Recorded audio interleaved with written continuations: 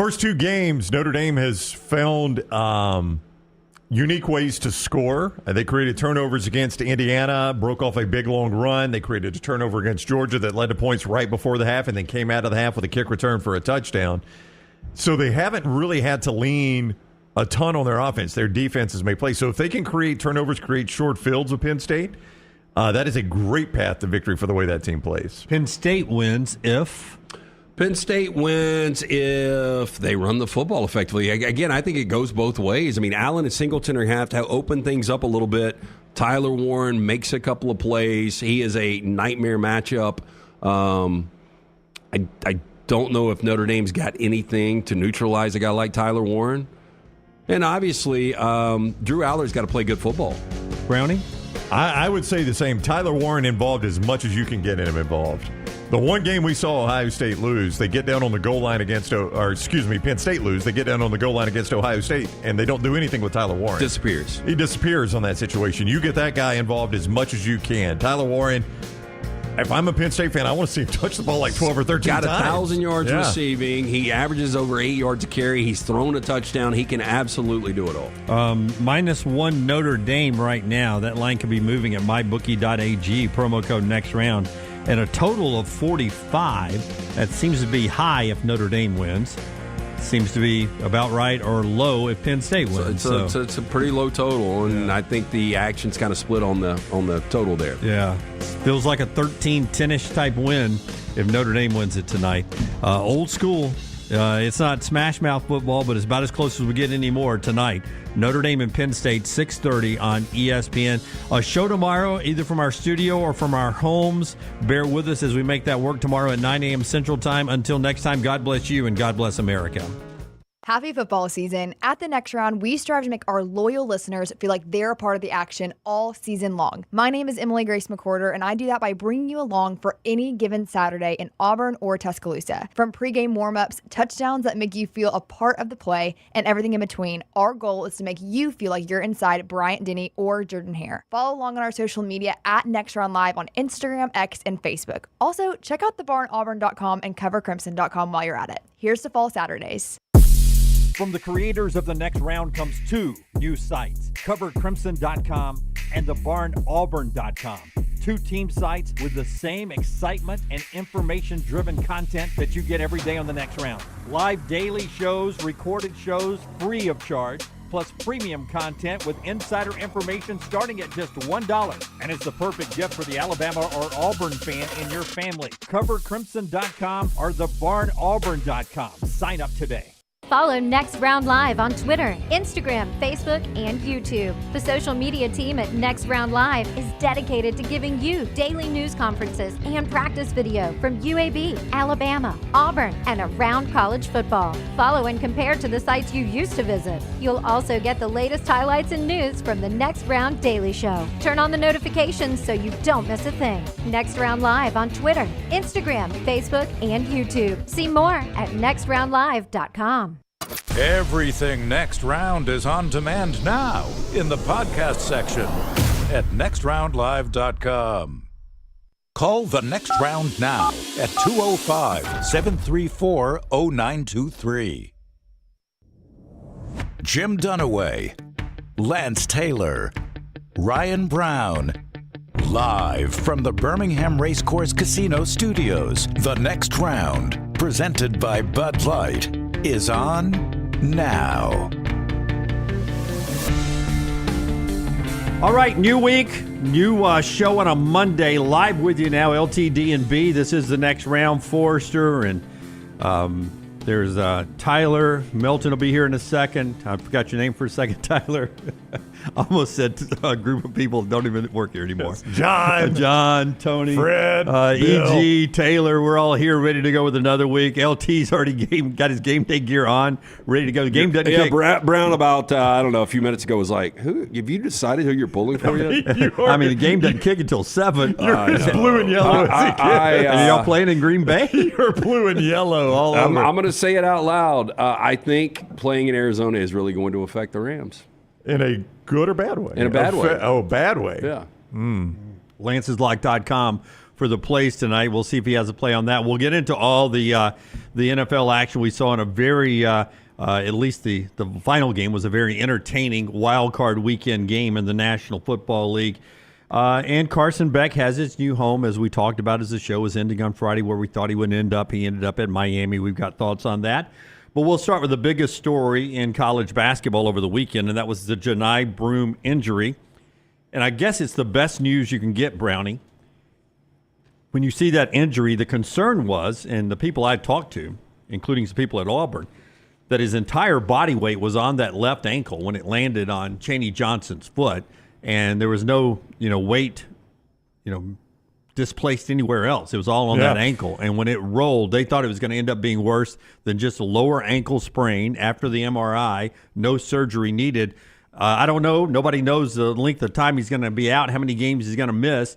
But all of that is the best case scenario, I think. Well, so, Lance, when you see a guy go off and he's got to be on the shoulders and can't even put weight on something, you get worried about it. Well, yeah, and then when you see, as Dunaway said, the replay. Yeah, the replay. But then the most concerning thing is probably real time, 30 minutes later, he comes back out for the postgame celebration and still can't put weight on it. That was when I really started to get worried about Johni Yeah, the Broome. ankle, and we talked about this a couple of weeks ago, man. It is, you've got so many varieties of the sprain. And, you've got the high ankle, the low ankle. Yeah, and I thought at that point a best case is like a tightrope, and like how long is this guy going to be out? Yeah, because tightrope in football is like a month. Well, for Brock Bowers, it was like 2 or 3 weeks. Yeah, 3 weeks to 4 weeks usually. You miss depending on the schedule is, you miss a game, a bye week, and then you can come back. And that's what Little T and I talked about in the postgame was if it's a high ankle sprain, that's a little bit of a fracture. You end up tightroping that thing, and maybe you're back in 3 weeks, 4 weeks. And you get Johni Broome back at any point. Auburn's done enough. They're going to be fine. And the committee does a really good job about, judging you as a player, as a team you are with your best player. When they're out, they sort of throw those games out, and you go back to being the Auburn you were before Johni Broome. But the thing I want to get to here off the injury is, and again, we don't know how many games he'll miss. Their next one is against Mississippi State. Yeah, and Mississippi State, obviously a good team. Good news that game is in Auburn. Yeah. In Starkville, I'd be a little worried about that. But now you got to go to Athens after that, and Georgia, especially at home, has become a really, really good team. Well, I wanted to get to that. Okay, so let's do that. So for Auburn, talk about with and without Johni, right? Yeah, let's see. Johni's not there for the next 4 games. Okay, they're home to Mississippi State. That's still a win. At Georgia. That's a loss. Oh, so you call loss in that without Johni, yeah, okay. I do. Home to Tennessee. That's a loss. And at LSU. That's a win. Okay. So 2-2. So you go 2-2, and you're a hard 2-2 there. Yeah. Yeah. Look, I think they're 3-1 with Johni. Yeah. So it's really only one game Which difference. one's the loss with Johni? I don't know. Georgia or Tennessee. Those are really tough games. Yeah. And then after that, it's at Ole Miss, at Oklahoma, if you extend this out to 6. At Ole Miss and home to Oklahoma. At Ole Miss is tricky. Chris Beard's got them playing very, very well. Alabama's about to see them this week. Then you have 2 other games. And then that 9th game, if he missed 9 games or 8 games, he comes back for the Alabama game. So there's still 8 more full games before that first meeting with Alabama. See, I wanted to make the case that how good of a team is Auburn without Johni Broome? Like if Johni Broome didn't exist, if he didn't exist, how good is this team? Well, I think you would figure it out. With that said, we go back to their Final Four run, and they were missing their best player, right? Yeah, they were. Okeke, right? Yeah, they figured that out, Chuma Okeke. And without Okeke, it's like they came together. That was a little bit different because that was on one of these, these weird runs. But Chaney Johnson, when did Johni get hurt before? Or maybe foul trouble? Before the Purdue game. Yeah. The Georgia State game. Yeah, because, I think it was Bruce or Steven talking about, like, Chaney Johnson's very capable of going in and playing 25, 30 minutes. And, he would be starting in any other situation. Yeah. So I still think Auburn's a top 10 team without Johni. Can they win a championship without him? I doubt it. So you got him as a top 10 team without Johni, but you just gave me 2 losses. Yeah, at Georgia and home to those are Tennessee. hard games. To the former number 1 team. Right. Yeah. And then we're talking about a Georgia team that I believe is a top 25 team, especially at home. Yeah, and you're on the road in SEC play, which we're learning is super difficult because even before Broome got hurt, that game was in question. I mean, South Carolina was up 8 at the half, 6 or 8 at the half. They had kept Auburn at arm's length that whole first half. I mean, that was going to, if Johni Broome stays in that game for the full 40, that was going to be a tough win for Auburn. Yeah, Auburn was down 6 at the half, 40-34. And Johni was 2 of 8, 4 points, 3 defensive, 3 rebounds. Yeah, that was it. Yeah, that was going to be a tough win for Auburn if Johni Broome plays the whole game. It became an incredibly difficult win for Auburn with him out and with Dylan Cardwell with 4 fouls. That's the other thing is you ask how good is Auburn without Johni Broome. I don't really know because we didn't see a whole lot of Dylan Cardwell because he was playing with 4 fouls. Yeah. So this Georgia team, though, real quick, 14-2. They've played 2 road games in the SEC. They've won both by double digits over really good teams in Kentucky and Oklahoma. Yeah, Georgia's still down the road on Saturday is when they end up playing each other. So Broome, we don't know how long he's out, but that's a good, a good report, as good of a report you can be without the guy who went down with 13:45 to go, trailing 47-45, and Auburn guts it out for a 66-63 win on the road. They get up next, a Mississippi State team that lost at home to Kentucky this weekend. More on the SEC basketball. There's Broome back at the end of the bench. No weight on that foot. They're having to hold him up, cheering on his guys down the stretch to get the victory, and Auburn comes on with the win. A lot more on that injury reaction and what's ahead for Auburn on the basketball show, the podcast. New episode is out as we speak on the video platform. Alabama a winner at Texas A&M, 94-88. We'll get to the Crimson Tide's win. First ever top 10 battle ever in College Station in the history of basketball. In College I find that hard to believe. No, it's absolutely a fact. How is that possible? Well, I mean, A&M has been a pretty bad basketball program. When have they been good? No, but you go back to Billy Gillespie. Yeah, he had that one good year with AC Law, right? AC Law, that was a really good team. They were a top 10 team that year. How did they not play somebody in the Big 12 that was a top 10 team? First time ever that 2 top 10 teams have ever played at College Station. Alabama never trailed in that one, 94-88.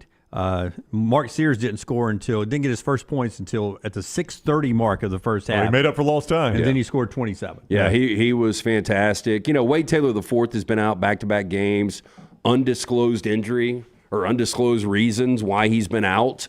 But that's a big factor. They're not nearly the whole team that they are without Wade Taylor IV. I mean, that's the best player they've got. Yeah, 94-88, they win that. I was going to mention they were without their best player.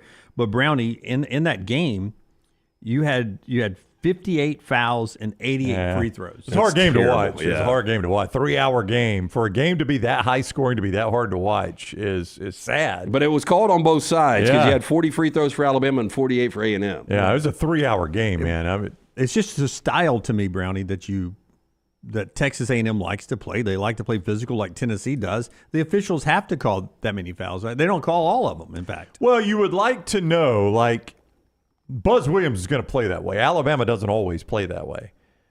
But if I'm an official going in and, I knew I had 2 Buzz Williams-type teams, I go in saying, and I even tell both coaches, guys, y'all know how y'all play, right? We're not calling everything.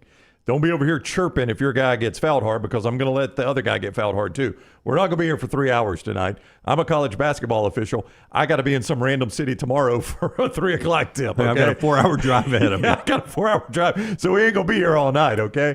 I mean, you would almost like them to do that, but Alabama doesn't always play that way. So, Lance, I didn't, going in, I would not have expected that an A&M and Alabama game would have been played in that fashion. No.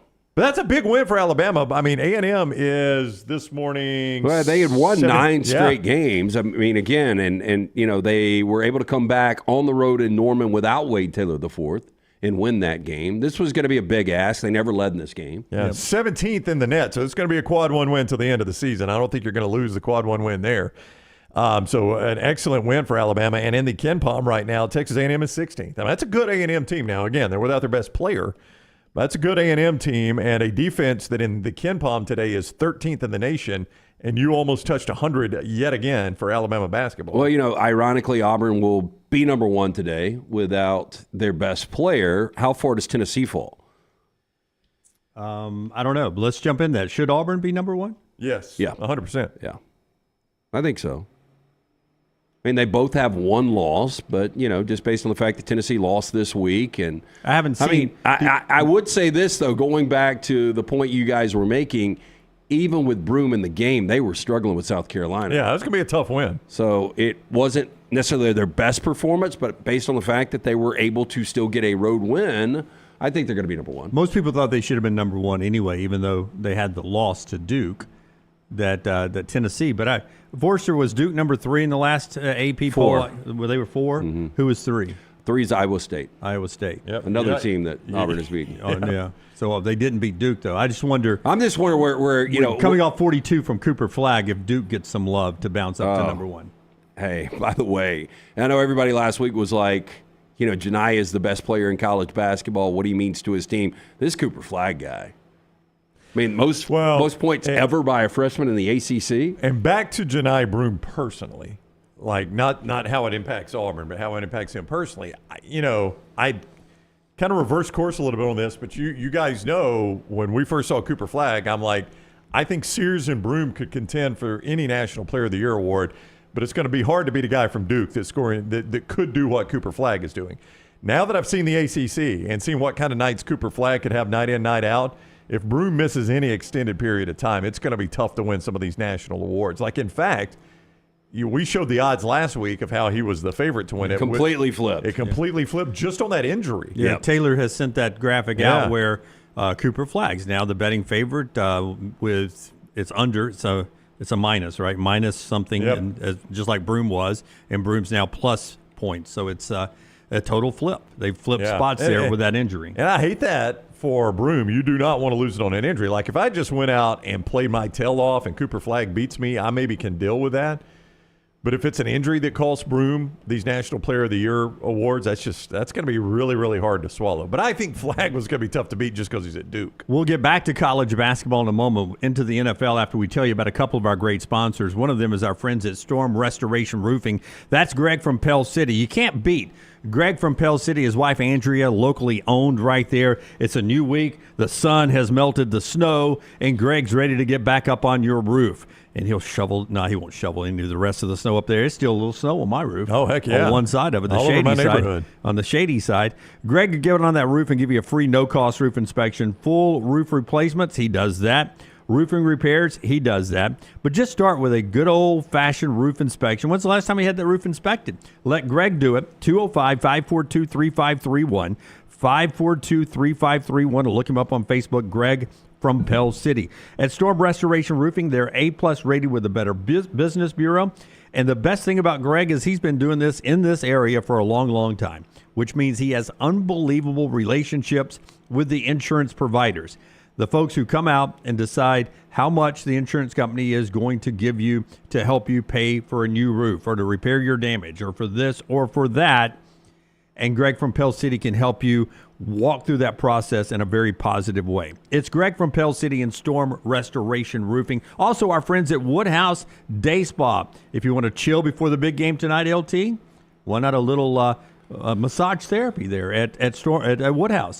So many different things you can get done. A lot of different options from Stuart and the fine folks at the Woodhouse Day Spa, located right there at Summit Shopping Centers. You can stop in, see that great staff, pick up a gift card right there, or you can always go online and order right there. Birmingham.woodhousespas.com. Choose from a menu of over 70 options, including massages, body treatment, skincare, waxing, nail services. Woodhouse Day Spa, voted America's best day spa since 2009. Order that special person gift online or just stop in and see the great folks. Make sure you tell them the next round sent you right there at the Woodhouse Day Spa. All right. So everyone, Brownie, complained about the college football playoff first round. Oh, the games are blowouts. That's right. Boring. Why did we do this? We ruined the polls for this. We don't have them seated right. 12's too many. Well, we didn't have them seated right. We don't have them seated right. We don't have them seated right. Well, I'm not sure we had the NFL playoffs seated right either. They're actually talking about changing that. I don't know if you saw that over the weekend. If you're going to change it in college, change it in the NFL too. Yeah. I mean, it was more of an NFL model the way we seeded this thing in college football, but it ends up being a pretty blah start to the NFL weekend, minus the Commanders beating the Bucs on a final kick at the end of the game last night. The rest of them were yawners of games. They were yawners. I anticipate a good game tonight. I hope it's a good game. Last night's obviously came down to the final play, but the first 4 games of the NFL playoff weekend and college football playoff had 4 games. I want to apologize to Lance. I hope it's like the rest of them, other than the Bucs. I hope the home team dominates. I would love to see it. It's not really the home team, but I know what you're saying. You know what I mean. The home jersey. The home jersey. Well, look, let's go back, and I'm looking right now, Eagles-Packers, and I did have the Packers plus 5.5. But that opening kickoff where Mixon actually fumbles the kickoff, he had clear recovery. He's on his back. How do you not overturn that? I don't know. Did they call it? Did they say the whistle blew or whatever? Nope. I don't know. Sure did not. But boy, when you fumble the opening kickoff, your chances of winning plummet. Yeah, and I really I think Philadelphia was obviously the better team, and I don't think Green Bay, every other play a Green Bay Packer went down. Yeah. And was laid out on the ground. They didn't have any receivers to finish the game. Either it was an injury or a hold. Yeah. Well, So you know you're right about that. and Green Bay, man, the lack of discipline down the stretch. Yeah, to get that personal foul at that time. The you're losing the personal game foul, either way. Heath not to be able to get his feet in. I mean, look, it wasn't a great pass. It was a little high from Jordan Love. Who had a bad day throwing the ball. But you're right there on the sideline. You've got to be able to get your feet in. He doesn't there. even get one in. That was not crazy. even good in college. Yeah, but the personal foul we're Yeah. looking at right there from Slayton, It's inexcusable. terrible. Inexcusable. So if you take the first 4 NFL playoff games, the average margin of victory was 28-10, which is about what we saw in college. A little But higher are we scoring in really college. surprised when you No. look? The Ravens were almost a double-digit That's favorite. right. The Bills were almost a double-digit favorite. I was surprised how badly the Texans beat the Chargers. Well, because Not that if the Chargers you watch lost a that postseason game, the Chargers go up 6-0. They Yeah. should have been up 14-0. And they had so many opportunities and really had played well through the second quarter. And then the second half was just complete domination, and it was because Justin Herbert was really bad. Maybe we just set our expectations too high for the college football playoff, because you look at the NFL, which is the best model going, no more parity in any of sports than you find in the NFL, and they can't even give you a fully competitive first round. So maybe we had our expectations just a bit too high for the college football playoff to think all those are going to be good And games. I got to be honest, if let's just say the Rams do win this game, the Rams at the Eagles, the Rams do not match up well with the Eagles. That's the one team I did not want the Rams playing. So I could see the Eagles win that game by double digits. They won the game by double digits in SoFi earlier this year. The Lions taking on a rookie quarterback in the Commanders, they could easily win that game by double digits. The Chiefs are an 8-point favorite against the Texans, easily win by double digits. That's right. The one game that looks to be really good is Bills-Ravens. Yeah, I mean, we Ravens could are have 3 more blowouts of 4 games coming up this weekend. Yeah. But I feel like we discussed on the show going into the college football playoffs that if you watch the NFL, who does this for a living as well, they always have some dud first-round games. It's just the way it cycles out. And it's weird because 80% of NFL games are one-possession games. Yep. But I don't know, something about that first weekend in the playoffs. It's my least favorite of the playoff weekends, and everyone was saying it was the first one. The next one's the divisional, then Championship Sunday, and then the Super Bowl. Those are great weekends. All 3 of the ones coming up, usually great weekends. But that first one, that my Bucks are in it a lot lately, but it's just usually all the games I just sort of know who's going to win this game. Yeah, so maybe, I mean, the point you brought this up was we expected these college football playoff games to have 4 amazing games. Yeah. We don't even get that in the NFL. I just don't know that needs to be our expectation moving forward. Yeah. And just because we don't get them, I don't think it means, well, you got too many teams in there, you can't have 12 teams. You know what I think the problem was? I think we went into the college football playoffs not thinking like the NFL playoffs. I think we went into the college football playoffs thinking like we thought the college basketball NCAA tournament was. And we were expecting NCAA basketball tournament thrill like we do in the NCAA football. We were expecting those two to be more alike instead of looking at the NFL. And what you get with the college basketball tournament is you've got 4 games going on in every TV window those first 2 days. So you really only need one good game That's out all of you need. 4 Yep. to make that one TV window enjoyable. And then the next one, if you have one good game out of 4 going, and it goes all day long that way, you have a 25% chance that you're going to have a good game right true, there, right? yeah. In the football world, It's a standalone every game. game has That's got to right. be good. Well, you know because what you nothing will else is going never on. see in the NCAA tournament, you will never see an 8 seed playing a 7 seed for the national championship. You will not. It's impossible, right? And that's what you got this year. What's the lowest we've ever done in the seeding? I feel like we've had some Cinderellas. No, we have, but it's like one or like you wouldn't get both. There's no way you would get a 7 or worse for both teams playing in this. Look, I mean, there's no surprise. I mean, the way the seeding was, Ohio State really wasn't viewed as that type of a seed. But if I would have told you guys a couple of months ago Notre Dame's playing for the national championship, you wouldn't have believed that. Nope. Let's get to how we got that matchup, and we'll talk later about the Rams game tonight and get back to college basketball. Show being brought to you in part today by our friends at New York Butcher Shop. Tell us about our wonderful friends there, LT. Jack and I eating last night. He's like, New York Butcher Shop is just it's the best. We went in there, so they were closed Friday, unfortunately, for the weather. Because we were talking about them on the show, and I got a text from Jim, and he's like, hey, we can't make it up there, but we will be back open on Saturday. Even little T texted me on Friday and said, will New York Butcher Shop be open tomorrow on Saturday? And I said, yeah, I talked to Jim, open. So I went in there Saturday. JT had a buddy spending the night Saturday night, so we got steaks for Saturday night. And then I got their homemade lasagna for last night. Oh, my gosh. I've never had it. Have you had it? I have not. How big's the tray? So it's here's the way we did it. So we cut it in half, gave Jack half, and then me and Maddie split the other half. My guy, Jack. But it was enough food. Fantastic. Yeah, it took 40 minutes to bake in the oven. Nice.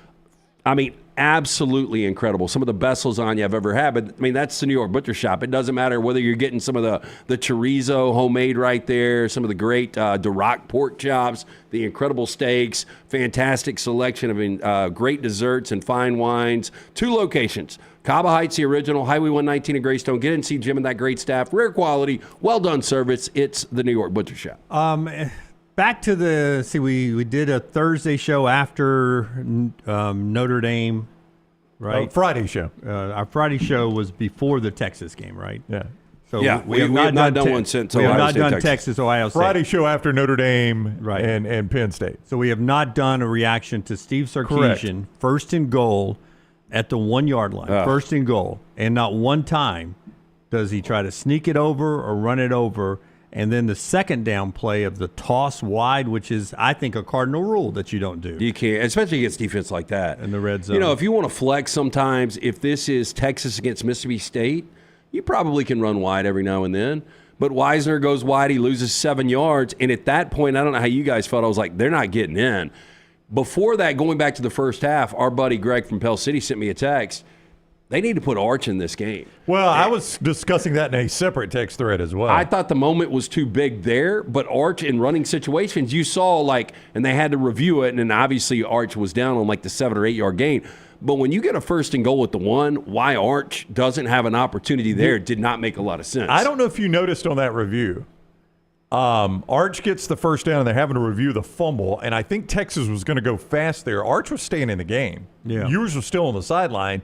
Arch was still in the game, getting the call from the sideline. He was going to stay in. Now, I think it was just because either they thought they had Ohio State on the Hills, or they might have fumbled. Let's get a snap off. I don't know that the plan was to keep him in, but he was staying in there. And then once they did the review, they brought Ewers back in, and that's what you saw of Arch. So he wasn't injured. He wasn't in concussion protocol. So it was coach's decision. We're first down and goal, down 21-14 at the 1 yard line. And we are going to run wide and then toss it wide. And then, was the first play a pass or was it a run? It was a run. It was a run, but it wasn't up the middle. How you don't have Arch in to quarterback sneak that thing. I'd quarterback. Well, at that point, I would have snuck it twice. So I had Texas plus the 6, and I had the under. And so at that point, I was like, I don't, and I was saying this out loud watching the game, I hope that they don't get on the first 2 and get in on third down because I wanted to burn a little clock. Now, what I thought after first down, okay, you have no gain. Second down, I didn't assume that you were going to run outside and lose 7 yards. Yeah. And, after that, then you're behind the 8 ball, incomplete pass, and then obviously Sawyer gets the strip sack and the scoop and score. But, man, I just thought the play call on second down was absolutely awful. And this is one of the best play callers in all of college football. Do we football. still believe that? That's what people in the mybookie.ag chat room are saying is you guys always say Sark's the best play caller there is. Does he? Well, I was going to say, am I How the does he only one? survive that? Am I the only one that thinks he's a great play caller? No, heavens no. Okay. Everybody says that. Yeah, that's the only thing I think he can do. But he can't win a big game. But I'm you tell saying- me one person or one good team they beat this year. None this year. Vanderbilt? None this year. Yeah. Vanderbilt was their best win. Michigan, Still, right? Vanderbilt, Michigan. I mean, take your pick. Yeah, we I'd got probably to the end. take Michigan now, but I guess Arizona State's technically their best win, right? I guess. Boy, Maybe they were lucky. Clemson. 4th and 13. Maybe Clemson. I don't know. in overtime. Yeah. Shouldn't have won that. All I know is if you line up anybody, first down at the 1 yard line, and you've got a bunch of 5-star recruit, 4-star recruit offensive linemen. I don't care who they have on the other side. I mean, you got to be so good on the other side of the line on just the snap push, because you know when you're snapping it, snap push firing off, to just the momentum not to fall forward for a yard. Maybe I don't get in the first time, but you got to be perfect again the second time. Heck, maybe even the third time. Heck, maybe even the fourth time. I'm going to ask you 4 times to stop that. And you know what? You don't lose on that sneak. You don't lose 7 yards.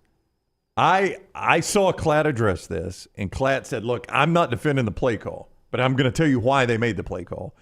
Is because they watched the full season of film, and nobody is better in that situation than Ohio State. He's like, on goal line situations, Ohio State's the best in the country. Well, and everybody that played them knew it, and Klatt was like, I'm not saying it was right to run outside, but I'm telling you why they ran outside, because they watched the film. Well, and, we talked about this. Red zone was going to be so important for Texas because Ohio State had the best red zone, or has the best red zone defense in all of the FBS, giving up right at 3 points per possession. So, yeah, but I'm with Dunaway. I mean, this is different. Ohio State hasn't necessarily gone against the offensive line of Texas and against the physicality of some of their backs or an Arch Manning. I think you continue. It's easy to say now, but there were 3 plays that game came down to. And I'll stick by this. Like, just because it's the right side doesn't mean they cover. Texas was the right side. They played with them after that first drive. They made the adjustments defensively, got them off the field 4 consecutive times. The screen pass to Travion. There's no way that should happen. Oh, that was the end of the brutal. half. Yeah, you're about to go into the locker room 7-7 on a game that feels like it's 21-7. Yep. I mean, you guys, I could not believe they were going to get it in the locker room at 7-7. And then I just could not believe the screen, how that thing played out. I know. So that was basically untouched. That was probably the biggest play of the game. Yeah. Then the second would have been the 2nd and goal from the 1. And then the third was the 4th and 2 from the 34, where Will Howard takes it up the gut and takes it 18 yards. Yep. They hold them there, they win the game. I mean, you look at it and you're like, damn, they won 28-14, and they did look to be the much better team of the first half. But there were so many opportunities for Texas to not only cover, to win that game. Yeah. I've given up as a football fan on complaining about down and short yardage situations from the shotgun. It's just what college football's become. Yeah, that ain't going to change. But it's not going to change. I've watched Texas pregames now twice.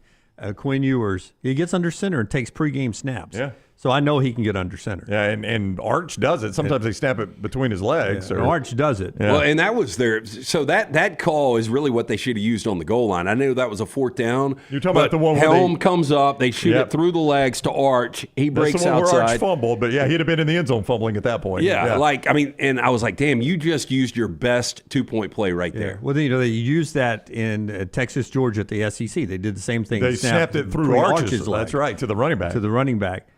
The thing to do would have been, if Sark would have been playing chess instead of checkers, was to have Arch in the shotgun, run that tight end up again, make it look like it's going to snap between the legs, and this time the tight end takes the snap and falls forward. When it's my team in those situations, and my team rarely does this, but when it's 1st and goal from the 1, I like you to run it the first 2 downs. Let's just see. That's right. Then if we need it's 4 downs anyway. That's right. If we need to throw, we'll make that decision on 3rd down, right? First and 2nd down. Let's see if we're more man than they are, and see if we can run it I in. guarantee you, because he takes so much pride in this, and it's all he does is think of plays nonstop. Like Sark probably can't watch. If he's watching tonight, Rams Vikings, all he's doing, okay, it's 2nd and 4. Here's what they should do. I guarantee you that guy has not slept, and all he has thought about is that 2nd down call. So what you're saying is Sark is too smart for his britches. That the quarterback sneak was too simplistic for him. Everybody's going to see that coming. Yeah. Let's toss it outside. He watches the Philly push, the tush push, and thinks, so medieval.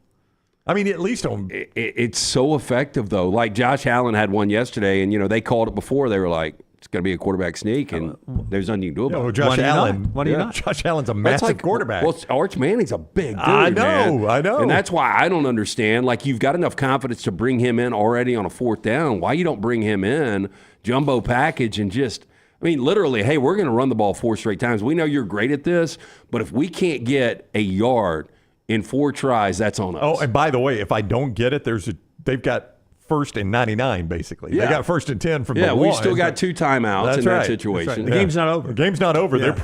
They could end up punting it back to me with great field position. Or take the safety and give me the cover plus 5.5. I mean, I was cool with either one. All right, that's a little reaction to some of the things that happened going into the weekend. And the weekend, we'll jump into developing coaching news that could be good for a former national champion in college football. We'll talk about that and everything else going on in sports. Best and worst of the weekend in the next segment. Show brought to you by our friends at New Life Art. New Life Art, that's our man Daniel A. Moore. If you're looking for a great piece of work, a calendar for 2025 or any year with great works of Alabama sports, all you have to do is jump into DanielMooreArt.com, DanielMooreArt.com. Promo code TNR gets you 20% off of stuff there at DanielMooreArt.com. That's the legend. That is Nick Saban, now a college football Hall of Famer. And that Daniel Moore artwork can hang in your sports room or in your anywhere in your house, wherever you want it to hang, in your football complex. It can hang there forever.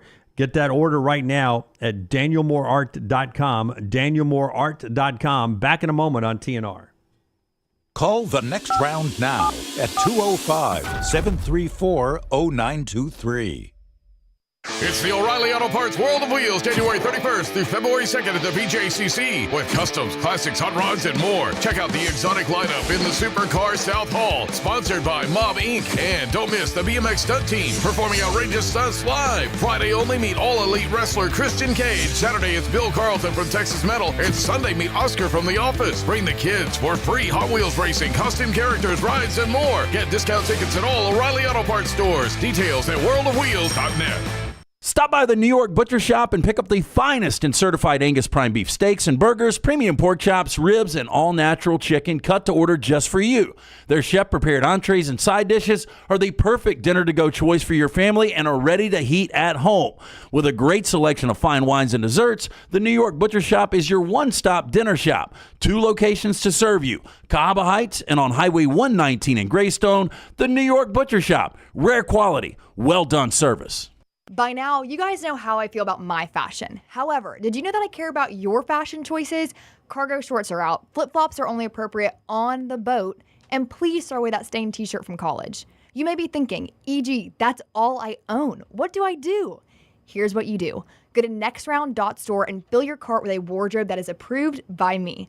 Stock up on logo t-shirts, hoodies for football season, and hats for every day of the week. Trust me on this one and head over to nextround.store to get stocked up for this season. Just because you've quit going to the gym, it doesn't mean that you have to quit gym altogether. Dunaway, that is. With our Next Round podcasts open 24/7, 365, you can access gym anytime you'd like. While you may have done away with your treadmill routine, our version of Dunaway is standing by ready to get you back to your absolute best. Find all that lovely Jimmy D-led content on Spotify, Apple Podcasts, Google Podcasts, and in the podcast section of nextroundlive.com. This message is sponsored by Jimmy Crypto Inc. and Jimmy Crypto for President. From the creators of The Next Round comes 2 new sites, CoverCrimson.com and TheBarnAuburn.com. 2 team sites with the same excitement and information-driven content that you get every day on The Next Round. Live daily shows, recorded shows, free of charge, plus premium content with insider information starting at just $1. And it's the perfect gift for the Alabama or Auburn fan in your family. CoverCrimson.com or TheBarnAuburn.com. Sign up today. Happy football season. At the Next Round, we strive to make our loyal listeners feel like they're a part of the action all season long. My name is Emily Grace McCorder, and I do that by bringing you along for any given Saturday in Auburn or Tuscaloosa. From pregame warm-ups, touchdowns that make you feel a part of the play, and everything in between, our goal is to make you feel like you're inside Bryant Denny or Jordan Hare. Follow along on our social media at Next Round Live on Instagram, X, and Facebook. Also, check out thebarnauburn.com and covercrimson.com while you're at it. Here's to fall Saturdays.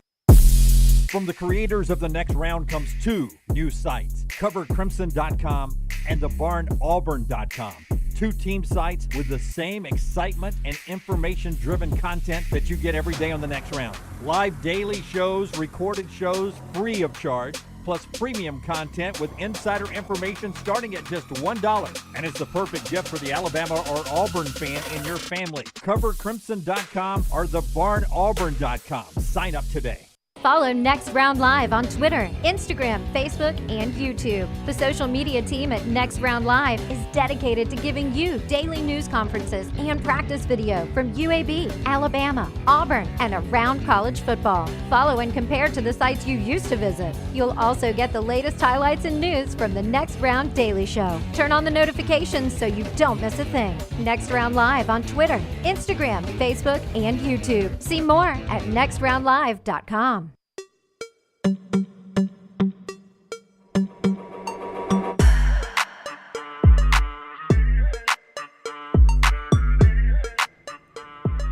Vikings Rams tonight, 7 o'clock, ABC, ESPN, both channel coverage tonight. The Monday Night Football treatment for the Rams in Glendale, Arizona, because of the LA fires. And like everyone else, our thoughts and prayers to everyone in California dealing with the fires and the earthquake and everything else that is happening out there right now. I sent you a video last night from ABC 7. I don't know which day it happened, but fires were so bad with the Santa Ana winds and the fire nado. I saw that, yeah. That was happening. It's absolutely crazy. I know a lot of people, this thing's like much things in our country have gotten very political. But I can't believe it ever got to the point it got to. Like, how you're not prepared for wildfires. And what was the name of the fish they were saving? Oh, I don't know. The smolt? Yeah. The Delta smelt. The Delta There it is, smelt. the Yeah, there's Delta been some smelt. pushback on that claim, but I mean, it's just such a sad situation. It really The majority is. of these people, their homes have burned. They don't have insurance. When you hear how much fire insurance is, I don't know how anybody affords to live out there to begin with.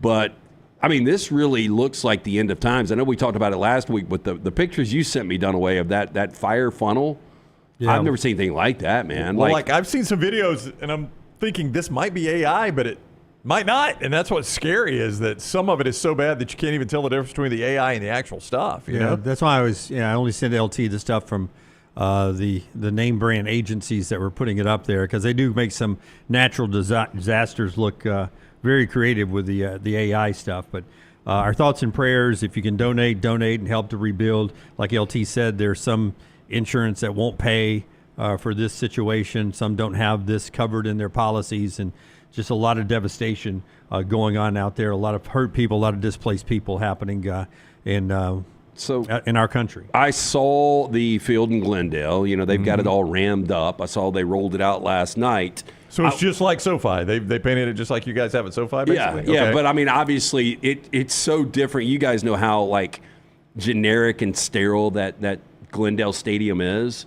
So when you look in the rafters, I mean, it's completely night and day. It doesn't, I mean, like, the Rams weren't a great home team anyway. It's not like they've got a great home field advantage. You know, the unfortunate thing, and again, there are bigger things going on besides football, but you play 17 games in order to win a division to, you know, get what is the gift at the end of the year of hosting a playoff game, and you're unable to do that. Rams, going back to Week 8, beat the Vikings 30-20. Now, Brian Flores, your former head coach, now the defense coordinator of the Vikings. He's really good at that. Yeah, he was like, dude, we did not know. And I got to agree with him, though. Cooper Kupp was coming back. They didn't know Puka was coming back as well the same week. And he said that really threw our game plan off. And one of the best offensive performances from the Rams was that game. I just looked again. Get-in's $117. So, I mean, that's on the secondary market for a get-in. So I don't know you didn't think there'd be much of a crowd tonight, but man, if the get-in's $117, that indicates that somebody's buying tickets. I think there'll be, 40, 50,000. That's got to be close to face value for an NFL playoff. Oh, it has to be. Well, yeah, but that's an upper-level ticket that ain't selling for $10 or $20. That means people are at least paying face value. Yeah. And now, I don't know how they've gotten to the secondary market this quickly. It's crazy how the NFL. I do want to hear how you guys feel about this game, because a couple of factors. I mean, the Rams did beat them back in Week 8. This is a Minnesota team that won 14 games, by far the most ever for a wild card team. So this Minnesota team was just so consistent during the regular season. The Rams are the lowest scoring team to make the playoffs. The Rams gave up more yards on defense than any other postseason team. But you've got Sam Darnold playing his first ever postseason game. Will Reichert is making his postseason debut. I did not like the last Sam Darnold I saw. That's what would make me hesitant to back the Vikings here. Yeah, how do you feel about it? I love the Vikings tonight. Oh, that's what you wanted to hear. I've already put my play in at mybookie.ag. 2.5? Yeah. So, but actually, I've got the Vikings money line. Okay. Yeah, Vikings money line tonight. I'm cheering for your Rams, though. I don't have a lot of money. Is there ever, I go back to 2012 after the tornadoes of Tuscaloosa. I will tell you, I took the money I won on the Commanders last night and moved it right to the So Vikings. you bet against your team. Was that a win-win thing? Win. It became a habit during our little win streak at the end of the year to bet on the other team. Yeah. Yeah. So I was going to bring this up though, like markets that like play for their community. Alabama in 2012 after the tornadoes, they won a national championship. The Chargers got kicked. They sure didn't do it. No. They didn't. So LA is that team that is left. Do you guys buy into anything? It's all about the community. Not really. No. I think not the way you talk about LA. The way y'all talk about that community now. That's not like. Is there any community pride out there? I mean, I saw players all around the league throwing LA signs up yesterday all around the league. How were they doing it? They were doing it somehow. I'm sure there is communal pride. Yeah, not the way y'all talk. Y'all make Like it sound how? like California is a different planet. Well, it is. Oh, it is. And there's no community pride at all. I'm not going to say that, but it is a different planet. I mean, it's a lot of weirdos out there. Yeah.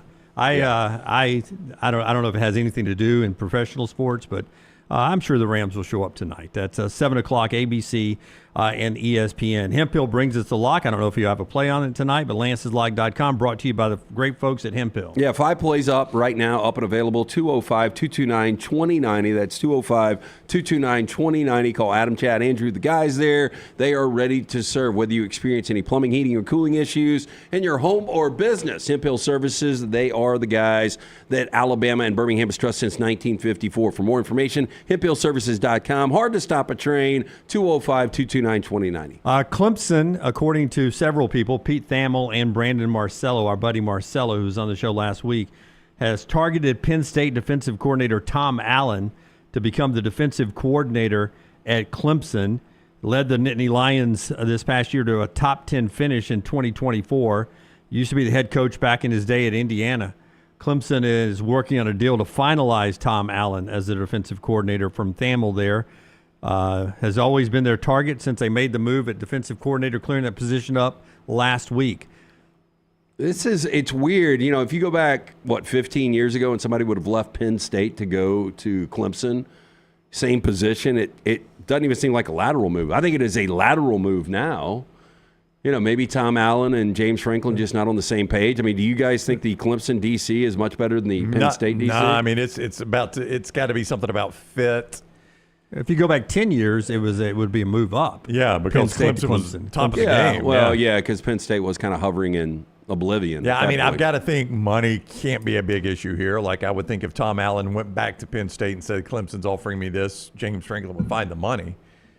I don't know. I mean, it is puzzling. Now, both of them are playoff teams, obviously. It's not like you're going to a downtrodden Clemson team. Well, they didn't have a great year, but they were just a playoffs. I told you it was two things. Okay. One, either you know what's coming back, and you don't like what you got coming back on that side of the ball, and it's going to make you look bad, right? Your stock's not going to be this high next year because you know the players you got coming back, and it's not going to be this high. Or because his big stud guy has gone to the NFL, Abdul, right? Yeah, Abdul Carter. Yeah. Or two, you don't like the guy you work for, and you want to go work somewhere else. Those are one of the two things. But I would factor more into that because James Franklin can recruit. Yeah. I don't know where the recruiting classes were this year, but I would say that Penn State was in front of Clemson. Is that fair? It's fair. I don't know that it's true, but it's not a crazy projection to say that. I do think it's. And I like Tom Allen, the defense coordinator. Yeah, I do too. He had the one good year at Indiana, got a really good contract out of that. But once Penix got hurt, Penix didn't just leave. Penix got hurt, and then he wasn't really the same Penix for some reason. Maybe it was because Kalen DeBoer had left. I don't know, but he wasn't the same Penix until he got back out to Washington. he just never could recover it after that 1 year. But, boy, they have one good year. We get back to basketball with Ron Slay coming up at the top of the hour. Coaching news. We got a national championship game coming up Monday with Marcus Freeman and Notre Dame and that snatch jawline of his. Taking on Ryan Day in Ohio State. Do you have a poster of him yet? That's just all the females on social media, snatch jawline. Bears are wanting to and have asked permission to interview Marcus Freeman for their head coaching job. Don't do it. We'll see what he wants to do Buddy. when he does that and everything. Right now, he is locked in on a national championship game. I mean, the deal he's about to get from Notre Dame will take care of him and his kids. Yeah, I think people might forget. I mean, Charlie Weiss, was he not the first $10 million man?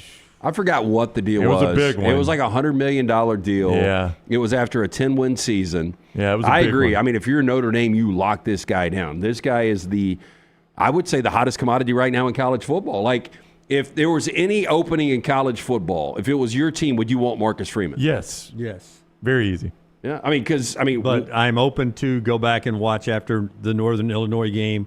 I probably sit here and said, no, you better get that resume together. Well, honestly, at that point, he had just beaten a top 25 team, but this year is really where, he has actually, made the reputation. I mean, he's 7-0 against top 25s this year. He's 14-5 in his career. Now he's playing for a national championship. They've won 13 consecutive games. Stock continues to go up. Yeah. I don't think there's any way I would take the Bears job if I'm him. I mean, there are worse jobs in the NFL than the Bears, but you get a lot more time off. That's the only thing you say. I mean, it would only be if Marcus Freeman's looked at the calendar and said, I cannot keep this up. It is a structured lifestyle. Oh, in the NFL. Yeah. Yeah. And college football is constantly changing. You don't even know, like the calendar they've got right now could be completely different in 2 years. And you don't know when you can take off. That's right. You've always got to have your phone on. Yeah. In the NFL, okay, on this date to this date, we've got camps. And on this date to this date, I can't even contact my players. That's right. Yeah, I'm with you. I wouldn't leave Notre Dame. I mean, Notre Dame is a great job, but man, I cannot imagine having not only the 365 days a year, but having your own players say, hey, look, I need more money. Like in season, like in October, hey, man, I've been playing better than what I'm getting right now, and I don't think I'm going to play anymore if you're not going to pay me more. Two other coaches' things here in this segment. One of them, Little T, hit us up for a video on the Las Vegas Review Journal, saying that there was interest from Deion Sanders, very interested in the Las Vegas Raiders job. NBC Sports reports last night during the Sunday night game that the Raiders have zero interest in Deion Sanders. Las Vegas Review Journal, Deion has great interest in the Raiders job. NBC Sports, no interest at all in Deion. Well, we just had the quote from Deion, look, if I could coach both of my sons in the NFL, if I could have Shedeur and Shiloh, then I'd be all about it. He's not even going to get Shedeur at number 6, I don't think. Do you guys?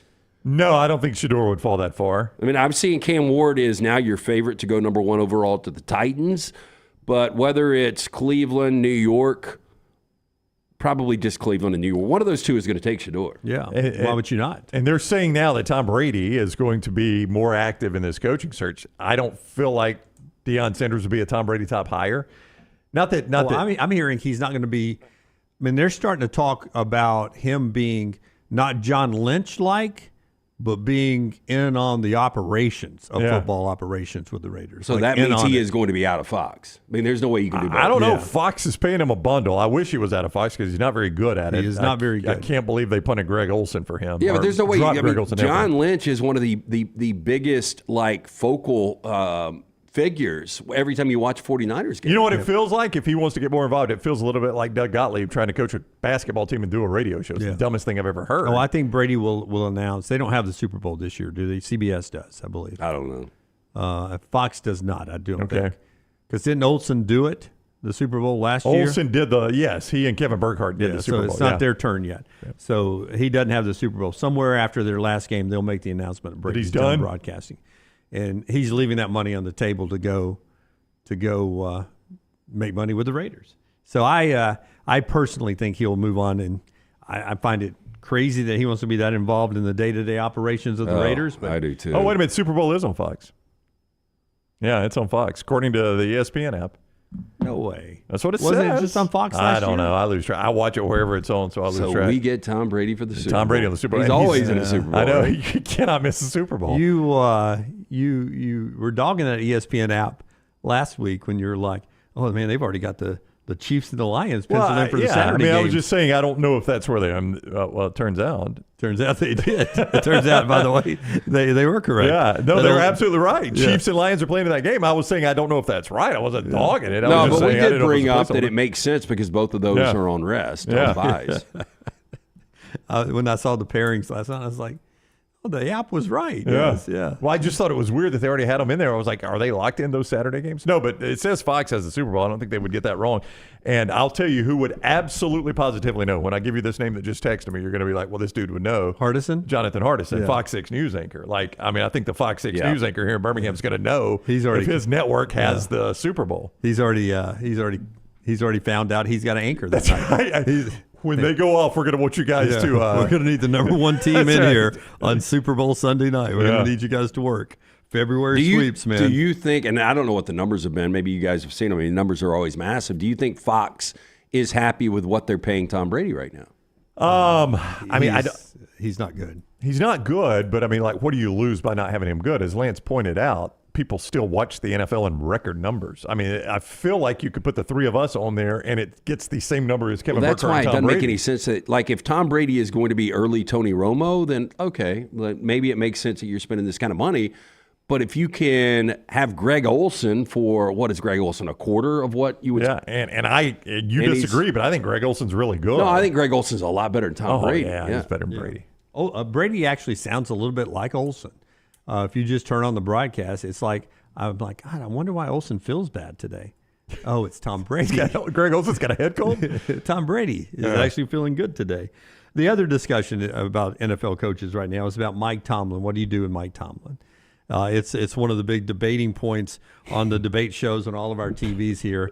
All he does is make it to the first round of the playoffs And get beat. I mean, it is true. I don't know if you guys saw that Barstool clip with Gruden and some of the Barstool guys were taking calls, and this Steeler guy called in. Oh, man, if you could have just told us we were going to get 10 wins again, that's all we want, this Hall of Fame coach. I mean, just absolutely went off on Tomlin. But when you really take a step back, I mean, Tomlin has done a great job of getting very average teams to the postseason.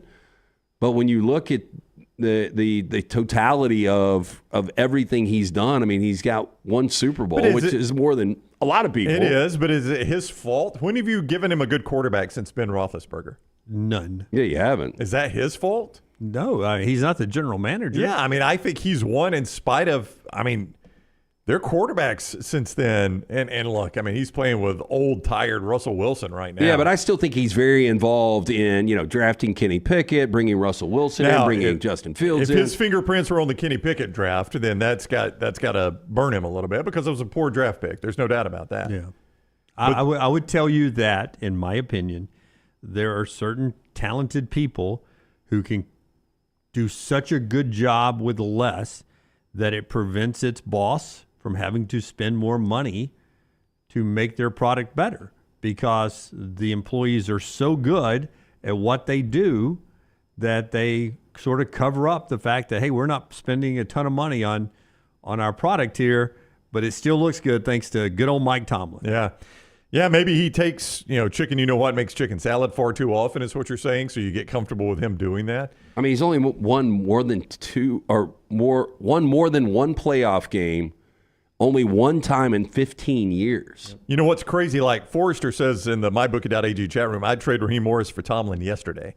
I think that's the weird thing is how many NFL fans would say, if Mike Tomlin is let go, I'll take him right now. I know you guys would. I'd take him to Miami in a heartbeat.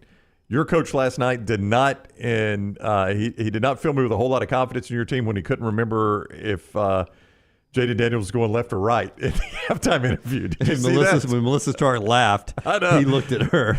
I was like, are you going to laugh at me? He's like, we got to stop him from going to the left. Well, our left, his right, our left. Yeah. I was like, he's blind. I was like, what did you just do at halftime? Yeah. Well, I mean, he got a little confused on his left, our left, right, my left, his right. Yeah.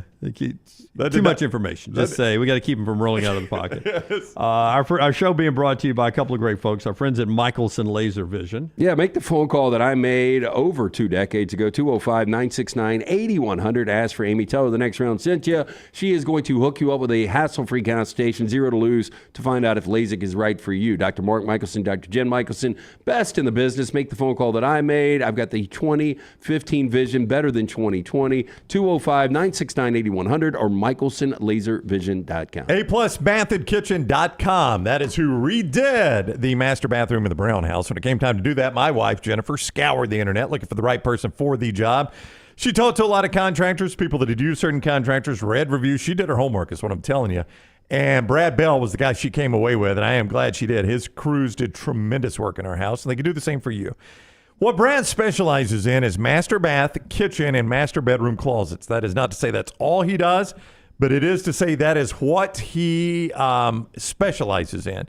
And that's good, because when you go to sell your house, you can get your money back on those. You can see more of the before and afters at aplusbathandkitchen.com. That is aplusbathandkitchen.com. Or give him a call, 205-422-1758. That's 205-422-1758, aplusbathandkitchen.com. All right, so Nick Pringle, South Carolina player now, after the tough loss to Auburn, had this to say about the environment there at Colonial Life Arena. But yeah, it was a tough environment for sure. I mean, I feel like Auburn brought a lot of fans out. I mean, definitely want our fans to, stick with us. It's a stepping stone. I feel really good about this game. I mean, even though the outcome, I mean, you can see, what the potential of this team can be, and we just want to keep building, and we want our fans to stick with us. I mean, I don't want to hear Auburn fans in our sections. So. If we want to keep going forward, and I'm just going to try to take a positive, vibe off of this game. Yeah, tough environment at home. Couldn't believe it when he went to the line, how loud it got in there. Yeah. I was like, and I really do think it affected him on those 2 free throws. I really do. I think the Auburn fans affected his free throw shooting in Columbia, South Carolina. Yeah, and that's insane. From Auburn, what is that, 8 hours? Yeah. It's an hour and a half to Atlanta, then to Columbia. You got maybe not as far. Yeah. And you probably have like a really good friend of mine from high school, Bart Street, and his wife Jennifer live up there. They went to the game with their kids. He's an Auburn grad. They went to the game. They live in Greenville, so it was pretty close for them. To me, a road basketball game seems like a much more bigger commitment than a road football game. Yeah, because it's a length of time there, short time unless you're in College Station, usually a 2-hour game, and then you're back in the car again, and you don't have all the tailgating. All right, more basketball. Ron Slay on the other side. This is the next round. Follow the Next Round on Twitter, Instagram, and Facebook at Next Round Live. It's the O'Reilly Auto Parts World of Wheels, January 31st through February 2nd at the BJCC with customs, classics, hot rods, and more. Check out the exotic lineup in the Supercar South Hall, sponsored by Mob Inc. And don't miss the BMX stunt team performing outrageous stunts live. Friday only, meet all-elite wrestler Christian Cage. Saturday, it's Bill Carlton from Texas Metal. And Sunday, meet Oscar from The Office. Bring the kids for free Hot Wheels racing, costume characters, rides, and more. Get discount tickets at all O'Reilly Auto Parts stores. Details at worldofwheels.net. Hey, Lance Taylor from the Next Round to tell you about one of our favorite places for breakfast, lunch, and dinner. That is Hamburger Heaven since 1982. Hamburger Heaven has been serving Birmingham's best hamburgers, cheeseburgers, French fries, hand-spun milkshakes, and sandwiches made fresh to order. All of their ingredients are fresh and prepared daily. This includes their beef, always fresh, never frozen, hand-pattied each and every day. For breakfast, lunch, or dinner, visit any of the 4 locations, Highway 280, Irondale, Gardendale, and Homewood. This hour of the Next Round is presented by the Birmingham Racecourse Casino, now featuring 7 days of giveaways with your chance to win a share of up to $125,000. The more you visit the Birmingham Racecourse Casino, the more chances you have to win. Start your day online with our website, nextroundlive.com, for the latest videos, podcasts, and college football stories. It's also a great way to stream the show or shop in the Next Round store. Stay connected by visiting nextroundlive.com. Hey, Lance Taylor from the Next Round to tell you about my friends at Michelson Laser Vision, located conveniently UAB Highlands. Almost 20 years ago, I went in for the procedure. Only took 12 minutes for both eyes. When I went in, I had 2200 vision. I was legally blind. Now I have 20/15 vision, still 19 years later. Make the call today. Schedule a hassle-free consultation. 969-8100. Dr. Mark Michelson, Dr. Jen Michelson, Michelson Laser Vision. Make sure you tell them the Next Round sent you. 969-8100 or MichelsonLaserVision.com. Hang out with the Next Round on the go. Whether you're driving to work, running errands, sitting on the beach, or you just need a break from the real world, we can keep you company. Check out the Next Round, Mystery Fifth Hour, and our other shows on your favorite podcast app. We'll meet you there. Want more of the show? Download the app or visit nextroundlive.com for the latest podcast, The Mystery Fifth Hour, our Not For All Ages podcast, The Last Call, and the entire Double Down Media podcast family, all at nextroundlive.com and on the Next Round app. The World Wide Web is a large place. Find all your favorite people and content in the same spot. NextRoundLive.com is full of wonderful tidbits about the show you know and love. Find our gear, listen to your favorite personalities, follow our socials, and enjoy your trip to NextRoundLive.com. By now, you guys know how I feel about my fashion. However, did you know that I care about your fashion choices? Cargo shorts are out, flip-flops are only appropriate on the boat, and please throw away that stained t-shirt from college. You may be thinking, EG, that's all I own. What do I do? Here's what you do. Go to nextround.store and fill your cart with a wardrobe that is approved by me. Stock up on logo t-shirts, hoodies for football season, and hats for every day of the week. Trust me on this one and head over to nextround.store to get stocked up for this season. Hang out with the Next Round on the go. Whether you're driving to work, running errands, sitting on the beach, or you just need a break from the real world, we can keep you company. Check out the Next Round, Mystery Fifth Hour, and our other shows on your favorite podcast app. We'll meet you there. Hey, let me tell you about our friends at Urology Centers of Alabama. Compassionate and comprehensive urological care with 35 physicians, 17 locations across Alabama. Their patient-centered approach to all of your urological needs. Remember, they've got that new men's health center. It is beautiful, helping men with a wide range of sensitive male issues in a comfortable environment. You can always go online, visit urologycentersalabama.com, schedule an appointment with one of their many urologists today. Jim Dunaway, Lance Taylor, Ryan Brown. Live from the Birmingham Racecourse Casino Studios, the Next Round, presented by Bud Light, is on now.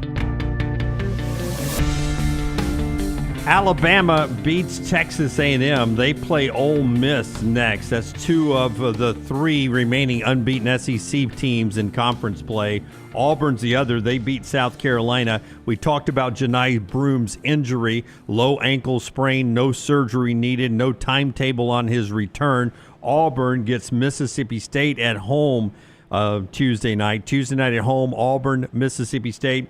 Ole Miss at Alabama Tuesday night, both games at 6 o'clock. Our post-game coverage there on our social media platforms. Vikings and Rams tonight, 7 o'clock to wrap up the opening weekend of the National Football League Wild Card Weekend playoffs. All that is going on in your sports world. 1 week from tonight, Notre Dame and Ohio State for the college football national championship. That update brought to you by our friends at Odie's. Odie's Tavern, 2 locations, the original in Crestline, newest location in Edgewood. Get in for the great food Rodney Davis has been doing for more than 35 years. The award-winning wings, delicious burgers, great sandwiches, the incredible chili, ice-cold beer buckets full of the Bud Light. Odie's Team Trivia every Wednesday night, live music every Friday, Saturday night. Great place to watch all the games. So Birmingham Institution, get in, see Will Haver and that great staff. It's Odie's Tavern. Ron Slay in just a second. By the way, the 2 New York Yankee fans that interfered with Mookie Betts in the World Series, do you remember that play? Yeah, I do. Yeah, trying to literally take glove off. They have been banned indefinitely from every Major League Baseball park in the country. Wow. Both of them. So both, MLB just stepped in and said, if the Yankees aren't going to do anything, we will. Again, how do you police that? Yeah, exactly. Photo recognition? Facial recognition in some places, yeah. Wear sunglasses. Yeah, it's crazy. I just indefinite banned.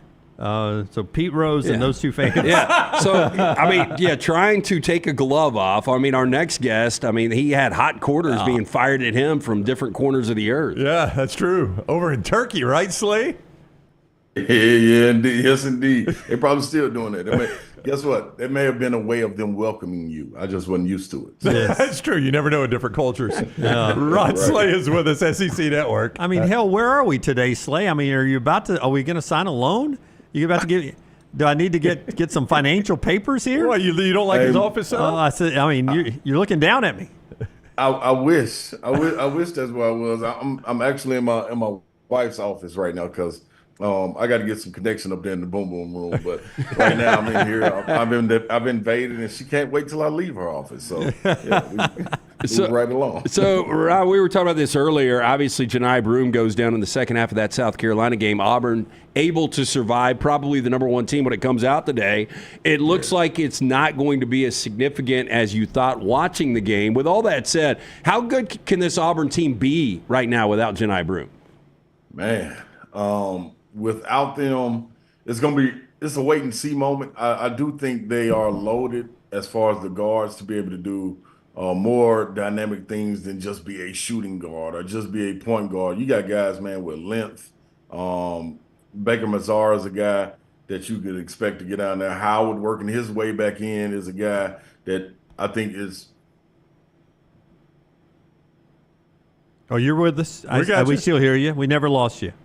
Oh, okay. I had my bad, y'all. Pull back the curtain a bit. I was listening to Rand Carthon. So the show it went off and it was still playing in my ear. I'm like, what the hell is going on? Okay, so anyway, my bad. But you got guys like that. Chaney Johnson is a guy that's going to be able to get in there and get some big minutes. But I just think when you look at Bruce Pearl, he's a guy that's able to play a lot of different styles. Even on his Final Four team, he didn't necessarily have a guy that you could throw it to the block and say, go get busy and run the offense through. He had to supplement it through different ways. His key guy was standing at the top as a stretch forward, and then Harper and those guys were getting busy at the point guard spot. So it was a different dynamic. I think he's one that can always adapt to any situation because of the way he coaches, the situations that he's been in, from being with that Final Four group to watching Jabari Smith and Walker Kessler, adapting to them, to now having Johni Broome for 3 years. So I think the biggest thing is, what do you do to attract people's eyes? I think, as far as getting those shooters, good looks, because when you throw it to Broome, he's going to attract everybody, and not only defenses coming down to help, but guys turning their heads in order to see exactly where he is. Like, he caught that one pass on the wing when they played at home 2 games ago, and that skip pass to Baker Mazara, that was ridiculous, from one left wing all the way to the corner. But that's because there's so many eyes on him trying to be where he's supposed to be. So it's going to be they gotta figure out a way to supplement that. One time I tried to work my way into the really good. This is way back in the day now because I'm older now. But when I was younger, tried to work my way into the good game at the YMCA with the good players, some former college players playing, and they wouldn't let me play on the court because they told me I didn't know really. I played defense too tight, and I didn't let them land. Is there a code in basketball with high-end players about protecting your ankles? Because it's amazing to me that I don't see what happened to Johni happen a lot more. No, it should. And listen, that's the trash. That's the trash that you get caught up in sometimes. And it's even crazier because a lot of times it's your own teammate not getting out the way. But you see it all the time in football as well. They tell you kind of keep your head on the swivel. When you're in there with all those bodies, got offensive linemen, you see it a lot, getting their knees rolled up by a play, somebody continuing to block, or it's a lot of different situations. But, man, you continue to play, man, until things are cleared out. And it's a freak accident. It just happens that way. But I know one thing, and it's different now. That's why coaches always made you have your ankles taped. Like, I don't know if that's still a thing. I know a lot of guys wearing the low-cut shoes and things of that nature. Not saying that would have prevented any of it, but it's just a different day and age. So this happening. Yeah, Jimmy, we can't let you get in now. You all in the way, rolling ankles. Yeah, we got to keep you out of it. Yeah. You got to go to court B. We put you on the B. That's exactly where they sent me. That's where they sent me. Yes. That's where they sent you. Ron Slay is with us. SEC Network at the Ron Slay on Twitter is where you find him. When you look at Alabama, they go to Texas A&M. It was Lance doesn't believe it, but it was the first ever top 10 matchup in College Station, and they never trailed in that game. Now I know A&M's playing without their best player. Come on, Slay. I got all kinds of stuff going on there. I thought that was your wife. I thought it was your wife saying, hey, you said 10-10. You said 10-10. Listen, we probably got about 8 to 10 more minutes. And you will hear it. You not want to hear it, you'll see it. Okay. All right. We'll keep it moving. But when you look at Alabama to go to a place like A&M and never trail, even with them without their best player, it is so hard to win on the road in this conference. It was an impressive performance by the Tide. Absolutely, man. And I had an opportunity to see them play against South Carolina, and they did the same thing there. And it's always done differently. Like, you got so many people affecting the game. Like, Mark Sears didn't even necessarily get going right away. You looked up, Aiden Holloway was getting buckets. Phylon was getting buckets. You got so many people that, and then the other thing, Chris Youngblood. Now he's starting to get acclimated and getting into a rhythm. Then you're sitting there and Mark Sears is 0 for 2. You step away for a minute and come back and he has 10 points. It's like, where did this onslaught come from? But that's how Nado's plays. That's the freedom that he gives his guys. Like, and I think that's why they're so good this year, because that team that they had last year, they brought back the core pieces of it and added guys like Big Cliff down low, Chris Youngblood to be able to help Phylon stepping in. So, and then Aiden Holloway transferring in. You got these McDonald's All-Americans and Reed coming off the bench. Like, where does it stop? That is the thing. Where does it stop? He did a platoon sub against South Carolina and didn't miss a beat. Like, what coach in the country outside of him and Bruce Pearl can do that? You know what I'm saying? So that's the upper echelon, the difference in these teams, man. They got the depth. And yes, Texas A&M is tough, especially at home. That defense, the physicality they bring, boy, they look primed for the running. Is there a team, Slay, that is kind of off? And this is a difficult question because it's the SEC and it seems like every team is ranked. But is there a team that nobody's talking about that you think is a really, really good team that can make a lot of noise once we get to March? Yeah, and I hate this is being said right now, knowing that Mississippi State got to go to Auburn tomorrow, but we shall see. But Mississippi State is that team to me. Mississippi State is that team that can get on a run, the way they play, the physicality, the way they control the paint, the scoring that they add now with Claudel Harris. That's huge to be able to take a load off of Josh Hubbard to be able to get easier buckets. But the emergence of Kayshawn Murphy and also Cam Matthews is different, you know, and then if you can continue to build on that and get people like Sean Jones in there to be able to get some flashes of some timely buckets, they're always going to play defense. But to be able to score on the road, they're good in the hump. Be able to score on the road is going to be different. Another team, man, that's kind of flying on the radar outside of the teams like that you notice, like the Floridas and Kentucky, the way they're playing, the way they bounce back, Alabama, Auburn, Tennessee, the list goes on and on. But Georgia, man, I think you start to scratch your head and wonder, like, how for real is Georgia and Mike White? You know, so they beat 2 top 25 opponents. Now, granted, it was at home, so they got to go on the road. I think they go to Tennessee next. So we're going to see if that travels. But Asa Noor is a freshman that he's a problem. Silas Demery coming back with his experience last year, adding a guy like Tyron Lawrence, Blue Cane emerging. Like, you got some guys, man, that can get it done, and they're just sneaking right up under the radar. And before you know it, we're going to look up, man. They're going to have 8 wins, and we're going to be right at the halfway point, like, wow, where did Mike White come from with this group? So Slade just named Auburn's next 2 opponents, by the way, if you're keeping score. See? Well, guess what? If you want to test You absolutely get to see the test right here with these. And then they get your Tennessee Volunteers at Neville after that. Those are the next three. LT was just talking Georgia up. Before I ask my final question, I just need you to say Phylon one more time because you were killing me in the side. That's my guy, man. Phylon. I love his game, dog. Let me just hit on him for now. We got outstanding freshmen all through the league, from Asa Newell, Boogie Flan, Pettiford at Auburn, and then you look at Phylon, and the list goes on. But with Phylon, his numbers are good, but the impact that he brings, man, to that team, it can't be measured in numbers. You got to literally sit down and watch his game because of what he's doing on the defensive end. As a freshman with his IQ, to be able to handle the ball the way he does and let Mark Sears be able to play off the ball and get others involved, man, I'm so impressed by the young fella, man. I love watching this game, man. All right, do you have a midweek game this week or are you studio? What are you doing this week? Man, I got Mississippi State and Auburn tomorrow. Oh, yeah, I'm hitting the road. I'm hitting the road today, man. So I get to get down there in the jungle. Hopefully, it's wild and crazy. I need the fans, man, throwing headbands all around, popcorn going in the air. I want the real jungle. Oh, I think it is. I think it's the first with the students back. I think it's the first game. Yeah. Yeah, class back. Perfect. Yeah.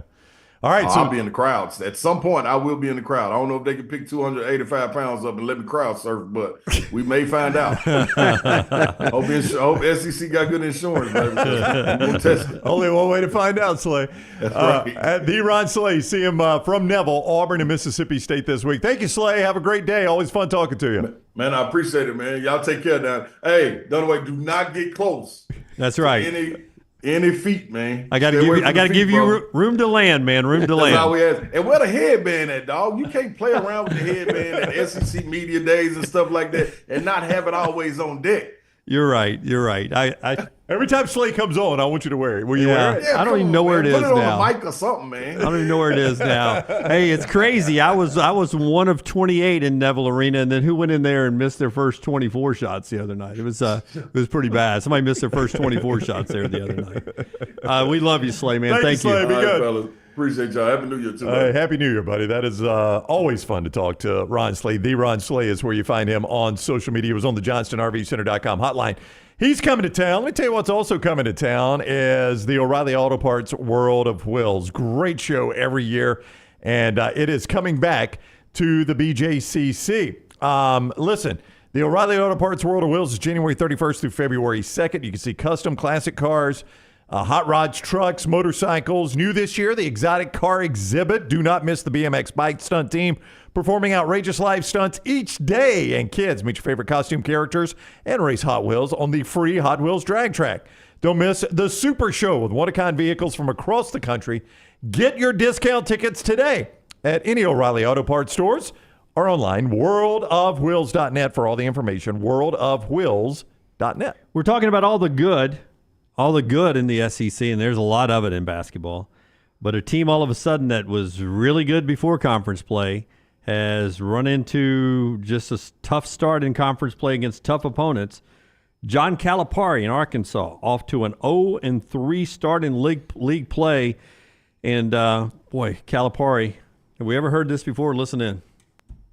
2 of 16 on layups. Just was Florida doing anything? It was that? It was, 2 It of was 16. 2 of 16? That's what it says on the stat broadcast, yeah. No way. There's no way a team goes 2 for 16 next to the basket. Won't happen. That's wrong. Okay. It's 2 for 10 maybe, not 2 for 16. No way. This is hard. And that's why it's my job. I got to keep leading. I got to lead. And I got to be strong through this. And as you know, I haven't been through a bunch of these stretches. This stretch could keep going for a while. But we'll get through it.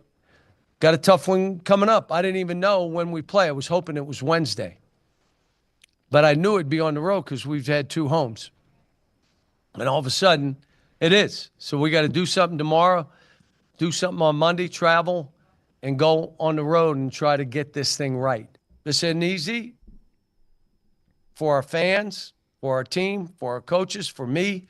It is what it is. Let's go on to the next one, get this thing going. Thanks.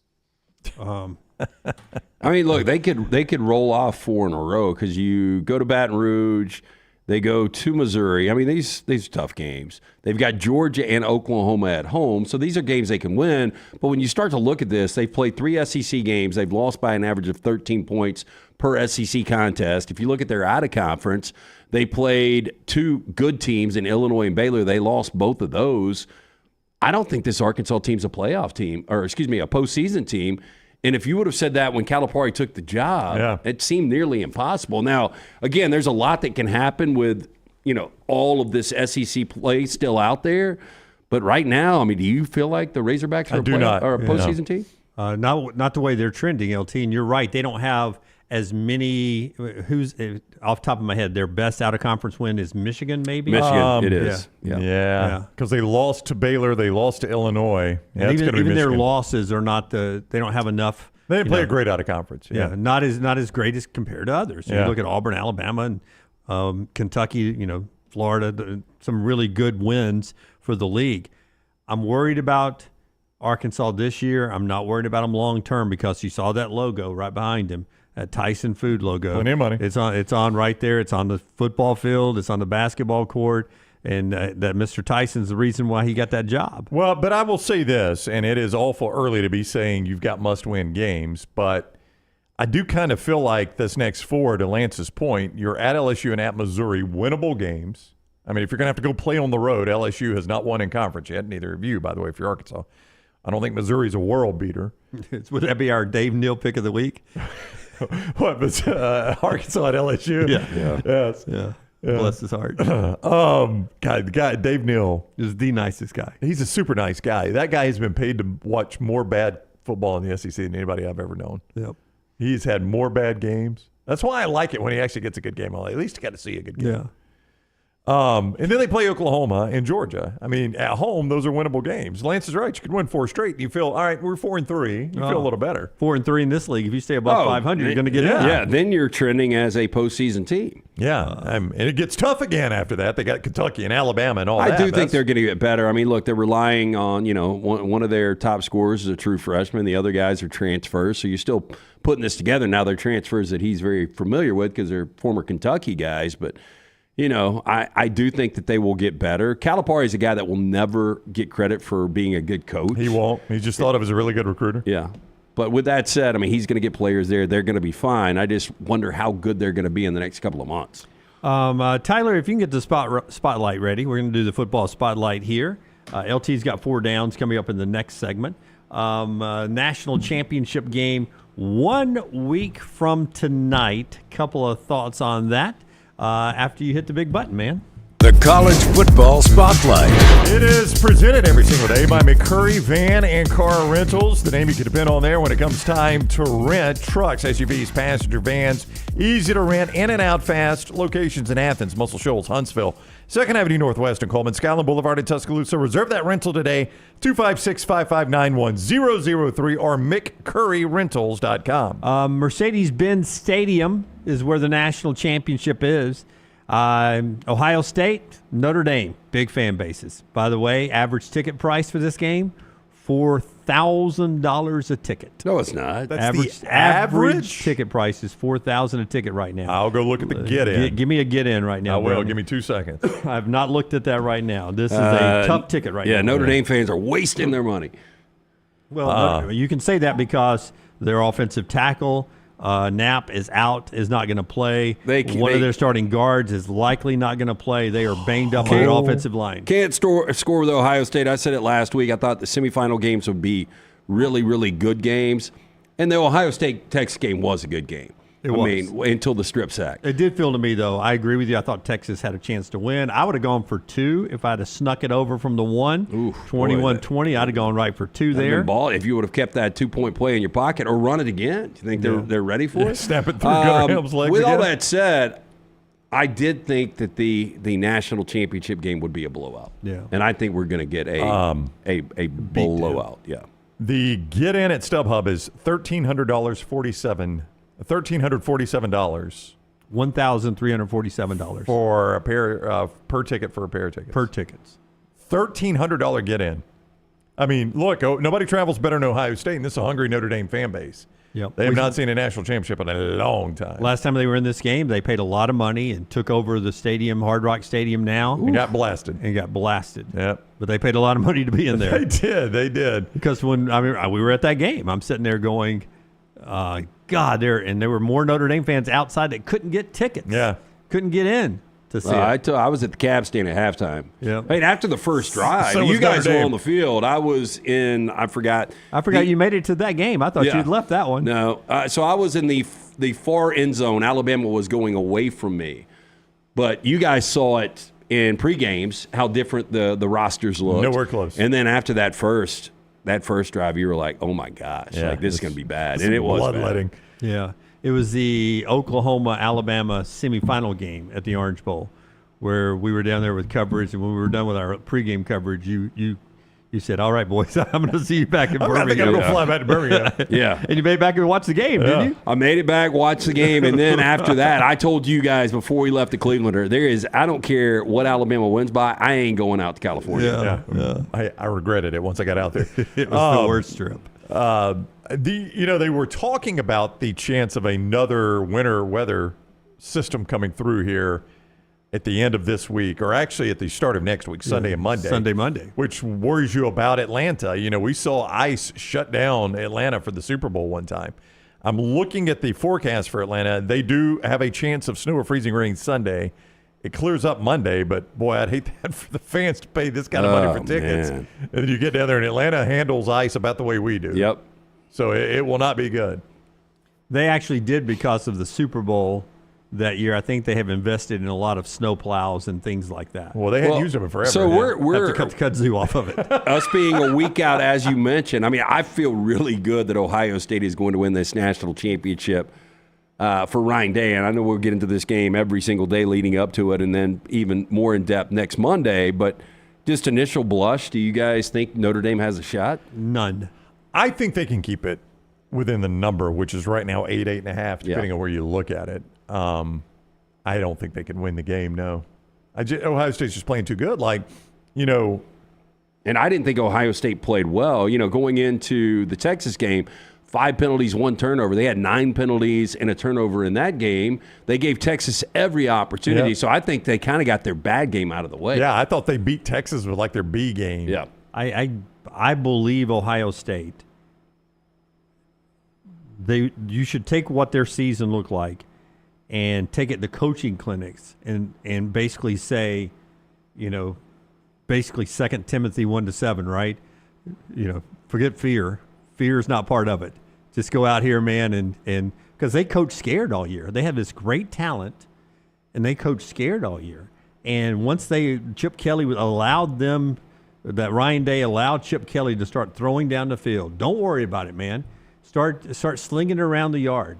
Don't let Will Howard throw it to Jeremiah Smith. Let's open this thing up a little bit. They're a different-looking team in the postseason than they were all year. It's like the coaches were holding this team back. Again, for whatever reason, Michigan is their kryptonite. I think we can all agree with that, and I think they got really conservative and didn't call their game plan, played it close to the vest, ended up getting beat.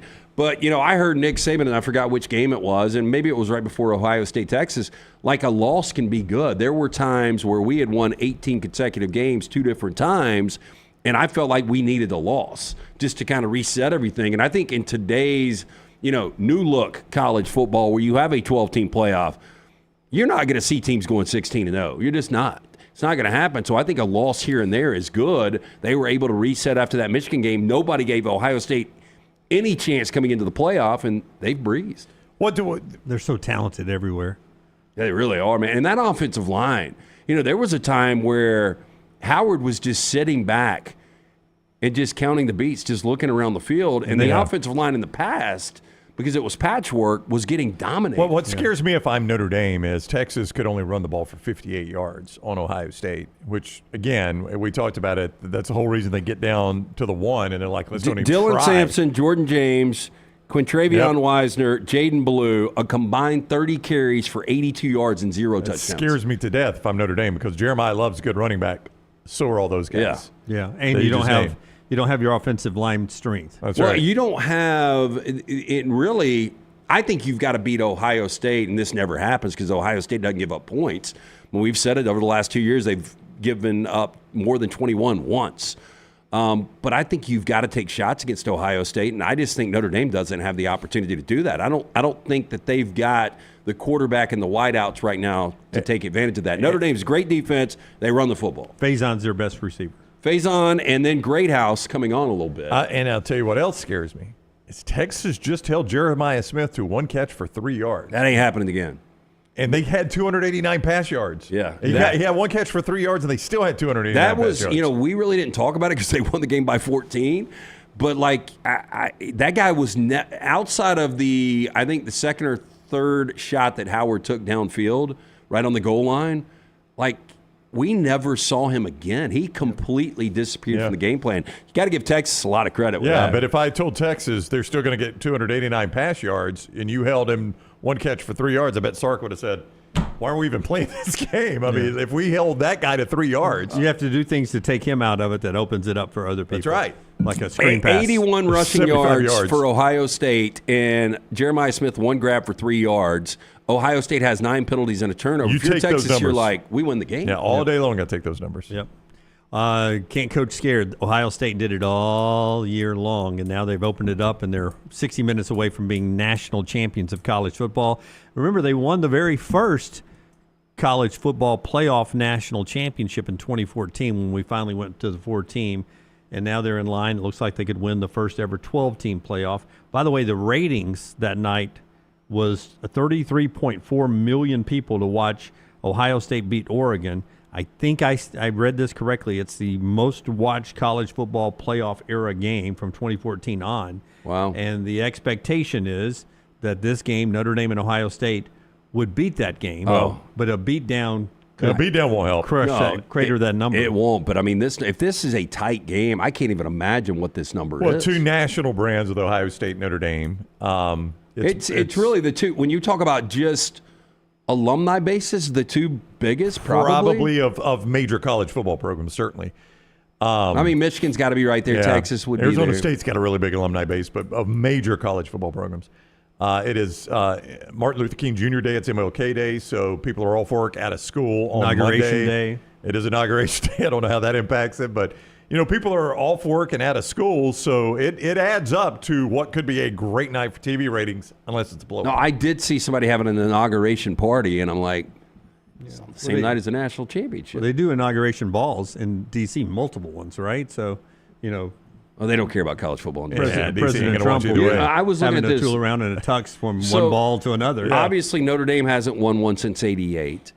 As you just said, Ohio State, it's been a decade. But looking around the NFL this weekend, like at all of these, like San Francisco's not even in the postseason, but they haven't won one since '94. I can't remember the last time the Redskins was 91, right? The last time they won what? A Super World Bowl. Championship? Super Bowl? Yeah, I think it was 91.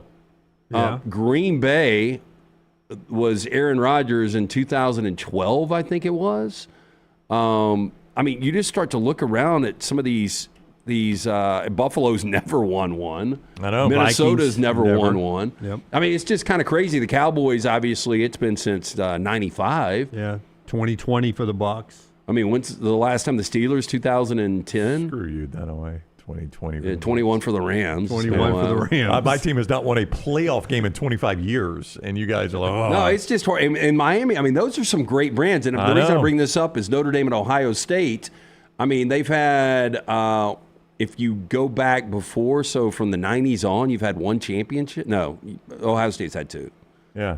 But, Notre Dame, 88, and really, they played Alabama in 12. They weren't close, but at least they were in the game. And then they got back against Alabama in the playoffs. 16 or 17? Yeah, and just got drilled in that game. But since 2000, 2002, and 2014, right? They won 2 in this century. Yeah. And they're going for their 6th overall. For the money they spend, you would think it'd be more than 6. Nick Saban had that, right? He did, yes. He did. That's kind of hard to believe. All right, here we go. That's college football's national championship. That's the Spotlight brought to you by McCurry. McCurryRentals.com. That is McCurryRentals.com. When we come back, LT has 4 downs. We'll talk about Nick Saban, newest member of the College Football Hall of Fame, and a little bit more, including some interesting conversation about that Notre Dame Fighting Irish team. Independence Day for Notre Dame. Are they ever going away? Doesn't look like it. Stay with us. Take the next round anywhere you go with official Next Round gear. Buy yours today at nextround.store. Looking for a great place for that boring meeting? Leave the office and go to the Golfus. What about corporate events like board meetings, sales meetings, customer appreciation events? How about the Golfus? Watch parties for football and basketball, parties for birthdays or couple showers. The Golfus is a great place for those. The Golfus has Birmingham's best golf simulators and man caves in Vestavia on Highway 31, opening soon in Trussville and on Highway 280. Bring whatever you want to eat or drink, even bring your own clubs. Get out of the office. Go to the Golfus. Book your spot now at thegolfus.com. Twin Peaks is the best in the game. Here, you're in the red zone for every college rivalry and divisional matchup all season long. I mean, where else are the scenic views as good as your view of the game? Only at Twin Peaks, the #1 sports bar.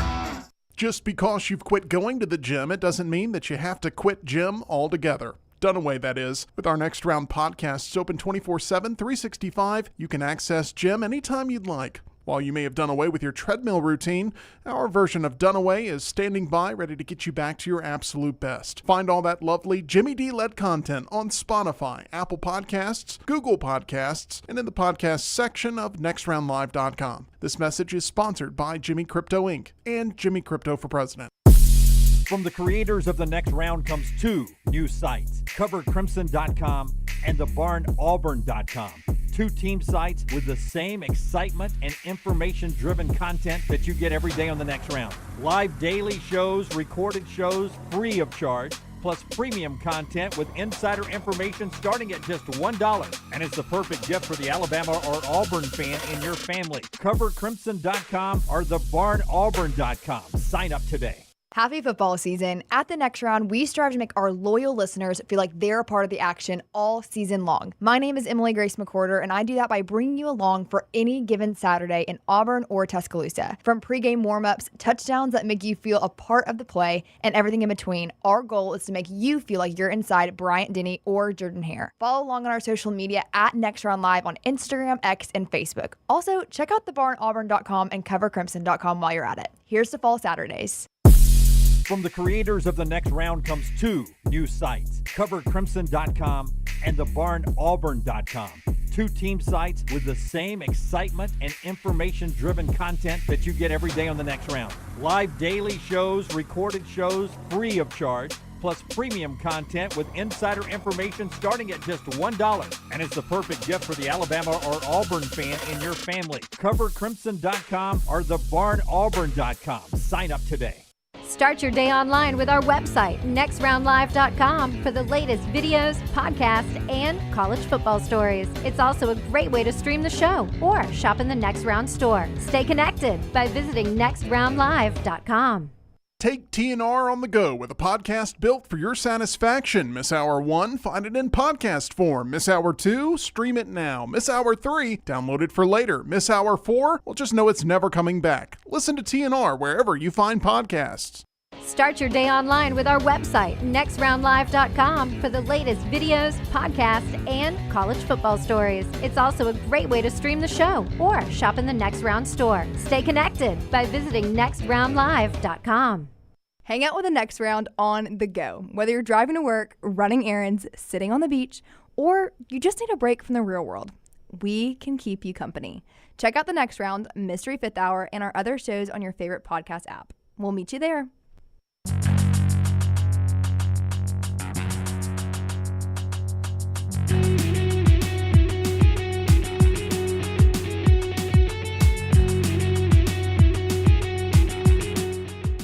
Back with you on the Next Round as we roll on here. Four Downs is brought to you every day by our friends at Slice.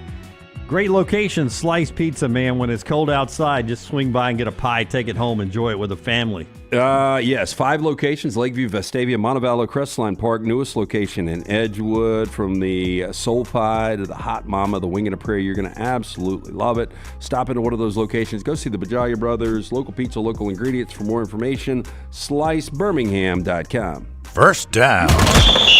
Patrick Dempsey, 59 years old today. Oh. What was his nickname? Dr. McLovin? No. No. I think it's McDreamy, right? McDreamy.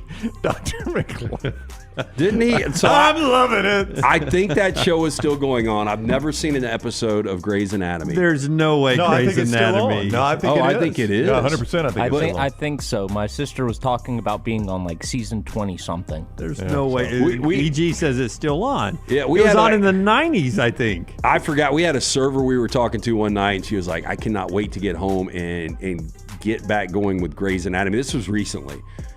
And I'm like, that show is so freaking old. Like, it goes back like 15 or 20 years. Does it? It's like The Simpsons. It had to be early 2000s.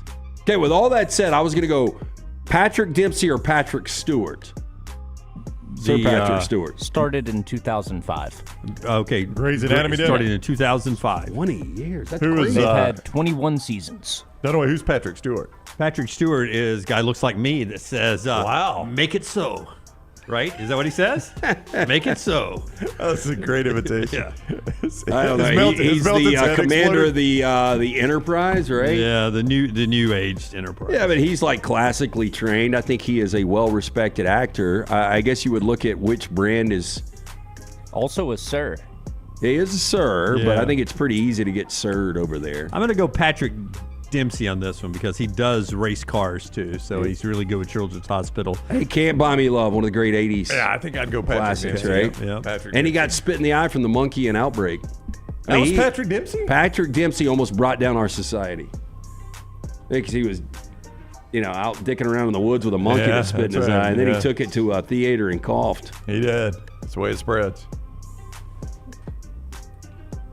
Did you already? Second down. No, I went Patrick Dempsey. Julia Louis-Dreyfus, 64 years old today. I can't believe she's almost a senior That is citizen. crazy. But if I went Julia Louis or Richard Dreyfus. She's 64? She's 64. She looks good for 64. She really does. Julia, she breaks your rule, first of all. She's still getting roles after the age of 35 as a female. Yeah. It's hard to do, man. Which you said Hollywood will shut you down at that age. Yeah. Veep was really good, her HBO show. I never watched it. I only saw a couple episodes. I need to go back and really push through that. Really, really good. It takes a couple episodes to get used to every one of the characters, but really, really well done. The guy that went to school at Sanford that's in that, does he have a pretty big role? He's the bag guy for her. B-A-G. Yes. So he's always right behind her and helps her with names and things. Yeah. Is he funny? He's awkward at his job. Okay. He's awkward at her job. His job, yeah. Smuff is right. She was also in Christmas Vacation, played a great role there. Yeah. I mean, the Seinfeld money is insane. It's gotta now, be. Richard Dreyfuss has won a Best Actor. He's been nominated for multiple. He's won a Golden Globe. He's won a BAFTA. He's won an Oscar. Richard Dreyfuss was He was in Jaws. He was Jaws, Hooper, yeah. Matt Hooper in Jaws. But he also was What About in Bob? He was a Close psychiatrist. Encounters, right? Close Encounters. Yeah, he's been in a lot of good Goodbye flicks. Girl. Yeah. Mr. Holland's Opus. Boy, Close Encounters was a big deal when I was a kid. Yeah. Did you like Mr. Holland's Opus? I never saw it. Oh, you never saw it? Have you seen that, Tyler? Mr. Holland's Opus, Richard Dreyfuss? I have not. It was up for Best Picture. He was up I for Best kind of Actor. liked it, actually. So he's a music teacher, right? Music teacher with a deaf son. So the son can't really, because he's deaf, it's hard for him to get involved with what his dad loves in music. So that, that's the family conflict, which creates conflict with him and his wife. Don't you make me cry, Brown. Then you've got the student that's the student that excels, really good singer, but she happens to be cute and she falls in love with him. Oh, I had to watch a tearjerker over the weekend. You need to check it out, though. You had to? Yeah. Well, I mean, I agreed to. Yeah. Boy, I tell you I mean, what. we had a lot of snow movies in we between did. games. I started a new series with my wife that one of her friends told her about. And I can't think of anybody but Lance. I don't know if you would like it, but it's in English, French, and Japanese, and it's all subtitled. So I think you would like it. What's the name of the series? Drops of God. It's on Apple TV. Drops of I God. don't mind. I told you, if it's good content, I don't mind the subtitles I don't know at all. if you'd like it or not. I've watched 4 episodes. The premise is this girl's got an estranged relationship with her father, who owns the largest wine collection in the world, or at least the most expensive wine collection in the world. And there's a contest for the inheritance of that wine collection. That's pretty much the premise there. Drops of God. Drops of God. It's Japanese produced, but it's in French, English, and Japanese. Which Apple streaming format? Okay, Apple. Yeah. I don't know if you like it or not. I mean, doesn't sound like my cup of tea. It sounds good to me. It's kept my attention so far. Yeah, no, I will definitely check out Drop Cigar. I came across I'm more beer, chips, and Lincoln Lawyer. One that I stumbled back across this weekend that I haven't seen in almost a decade was The Night Manager. Have you guys ever seen this? I have not. MI6, arms dealer, Hugh Laurie, the guy that was House. I never saw House. I didn't either. But he's the arms dealer. And then Tom Hiddleston, the guy that used to date Taylor Swift, who's Loki. I've actually brought this up on the show before, and it got passed up. He waits, phone calls, has to save a girl. Is this the show you're talking about, Night Manager? Is that the way it starts? Well, he's working at a hotel. He's a night manager. Oh, no, different show? Yeah. Oh, interesting. But anyway, it's really, it's only one. I think they're doing a second season like 8 years after they made the first. So I think they're doing that right now. Olivia Colman's in it. It's really good, though. If you guys are looking for a one-off, I think 8 episodes, very, very good. I'll go Julia Louis-Dreyfus. I think I will, too, just based on the Seinfeld. That's a big win for her. I spent a lot of time watching Seinfeld, and I watched Veep, so yes on that. Third down. Orlando Bloom, 48 years old today. Better career, Orlando Bloom or the Orlando Magic? So outside of the Pirates of the Caribbean. So the one guy or the entire NBA organization? They've been to 2 finals. I don't know how much you've seen. They've never won a championship. They were Shaq good. was never in Pirates of the Caribbean. He was not. They were good early. He's never been in Katy Perry either. They haven't been great afterwards. Quite a line right there. But I think that is his coup de grace. He's married to Katy Perry, right? Orlando Bloom is? I mean, he hasn't really done any movies. Outside of Pirates of the Caribbean. He was a complete poon in Troy. And I don't think he's done anything in forever. I don't even know if he acts anymore. I don't either, but I don't know being married. I mean, is Katy Perry that big of a catch? He was Legolas in Lord of the Rings and The Hobbit. Considering that Katy Perry was making $30 a year just doing American Idol, and she is one of the biggest pop stars in the world, I think she's a pretty good catch. I mean, am I wrong on that? Yeah. I mean, but I don't know that Orlando Bloom needed the money, right? I don't know what all he's done. Let Melton just say that line on the air. Just give me Melton's mic. Let him just say that on the air. Go ahead. According to Lance, Bloom found the booty he was looking for. Arg. So he was Orlando Bloom really in Lord of the Rings and the Hobbit series? Yeah, he played Legolas, the elf archer guy. So when you said Legolas a few minutes ago, that's what you were talking about? So no legs but pointed ears. He had legs. But his name was Legolas. He wasn't legless. He was Legolas. Yeah, Legolas. There's no in there. Okay. I heard Legolas the first time, too. I thought it was Lieutenant Dan. I think I would go Orlando Magic. I don't feel great about it. Yeah, I mean, if Bloom had done anything significant outside of Pirates of the Caribbean, I'd be willing to go for him. But that's just Lord of the Rings. It's one of the best-selling franchises of all time. But is that a big role he's got in it? Yeah. Oh, yeah. Okay, Legolas is a big role? Yes. Okay, then I'll go Orlando Bloom. Tyler has sold me. Give me Orlando Bloom. I'm Orlando Bloom easy. Yeah. I'm not a snob like Pirates of the Caribbean's enough than losing an NBA Finals. I actually like Pirates of the Caribbean. I like that franchise. I enjoy those movies. Yeah, I thought it was. I really like Curse of the Black Pearl. The first one. I saw the he was first in Three one. Musketeers. It's the only one I saw was the first. Who were the other Musketeers? With him? Yeah. See, I like Keira Knightley too, and that is prime Keira Knightley playing a pirate. First ever Disney PG-13 movie, by the way. Curse of the Black Pearl. Oh, was it really? Yep. I don't have that in front of me. I thought about you over the weekend, Melton, because I also watched the final 2 Bond films, the only 2 that I hadn't seen. Spectre and Spectre's awful. No Time to Die is good. Yeah, I thought No Time to Die was better. I like both of them though. Oh, Spectre's trash. Yeah, I thought both were pretty good. Melton does not like. But I did think the villain goes to Kinko's and prints out a bunch of images of previous Bond villains and puts them all. It's really bad. that was hokey. It does seem cheesy. Yes, I would agree. Fourth down. Connor McDavid, 28 years old today. If I go Connor McDavid or Connor McGregor? I'm going to go Connor McDavid because he's 25 and he's already really good, and I think he'll end 28. Okay, he's 28. What changes it? 3 more years. No, I'll go Connor McDavid. I mean, best player in hockey, right? Yeah. Yep. I think I'll go McDavid as well. I think I'll go McDavid. I don't follow mean, hockey that closely. Conor McGregor, though, I mean, for what he did, not only in MMA, but also, was able to at least not embarrass himself boxing and the proper number 12. Right. Made a fortune on that. Yep, He's actually marketed himself well, but I agree. I would go McDavid. That is our 4 Downs today, brought to you by our friends at Slice. Slice brings you the 4 Downs LT. Yeah, 5 locations. Stop in, see the Bajalia brothers, created by the late Jeff. His brothers Jason and Chris continue to celebrate that legacy for lunch or dinner. You're going to love it. Local pizza, local ingredients. It is Slice. And also our friends at Urology Centers of Alabama. Stay on top of your health, guys. Make sure you're, whether it's prostate health or if you want a vasectomy, it's that time of your life with you and your wife. You say, okay, no more kids. Vasectomies, they can do that as well. UrologyCentersAlabama.com, UrologyCentersAlabama.com. They got 16 locations all over the great state of Alabama, so there's one near you. To find that location, 205-930-0920, 930-0920, or visit UrologyCentersAlabama.com. All those urological needs, prostate health, the kidney stones. Make that appointment today, UrologyCentersAlabama.com.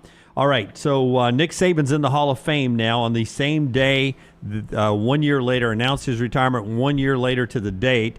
They surprise him on game day Friday night, and they say, hey, you're in the College Football Hall of Fame. And he was surprised. Like, I didn't know anything about this. They're like, well, that's what a surprise is, Coach. Which that's a guy that obviously does not get a lot of surprises. He's prepared for everything, right?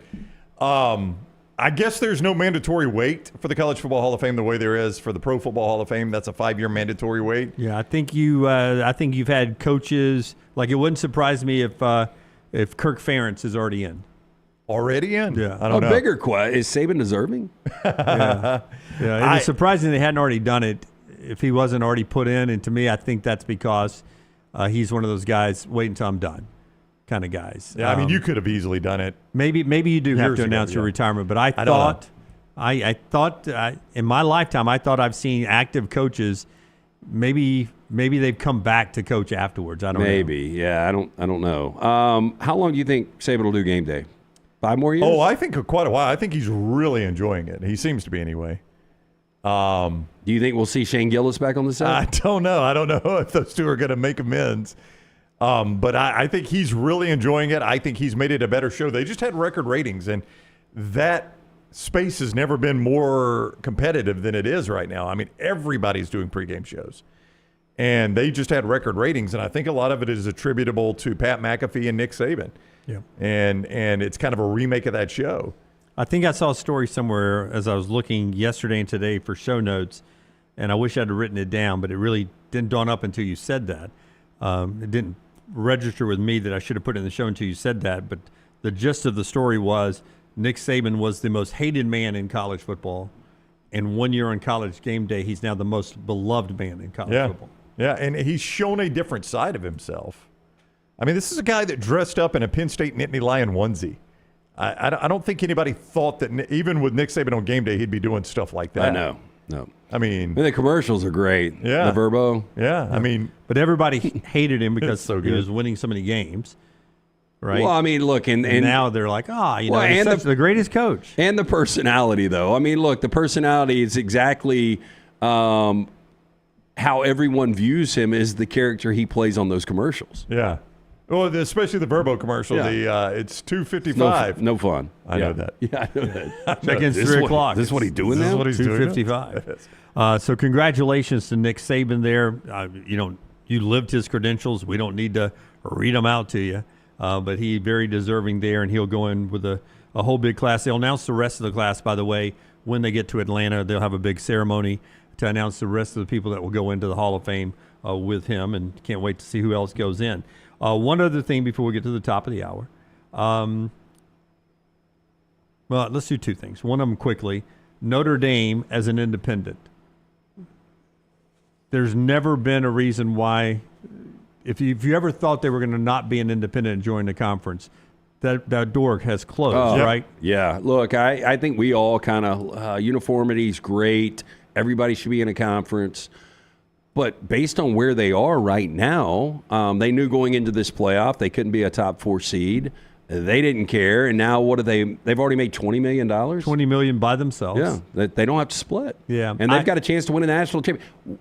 What does it benefit them now being in a conference? Yeah, nothing at all. And I guess the only thing that could happen is at some point the people that decide what the system is, and they're one of the deciding factors, if they ever decide, dude, you can't control your own schedule. You've got to join the conference. Yeah, unless they set a rule that says only conference champions or conference members can play in this system, the way the rules are now, there's no reason to be in the conference. So to put this in perspective, I just looked this up to see when their TV deal ended, because I was like, what would really help Notre Dame is if their TV deal's up next year or the year after, because they're at the height right now of where they've been recently. That TV deal runs through 2029, so they make $50 million a year on that from NBC. The ACC pays them $17 million for their part of the ACC football contract, because those road games are on the ABC Family Network, so that's $67.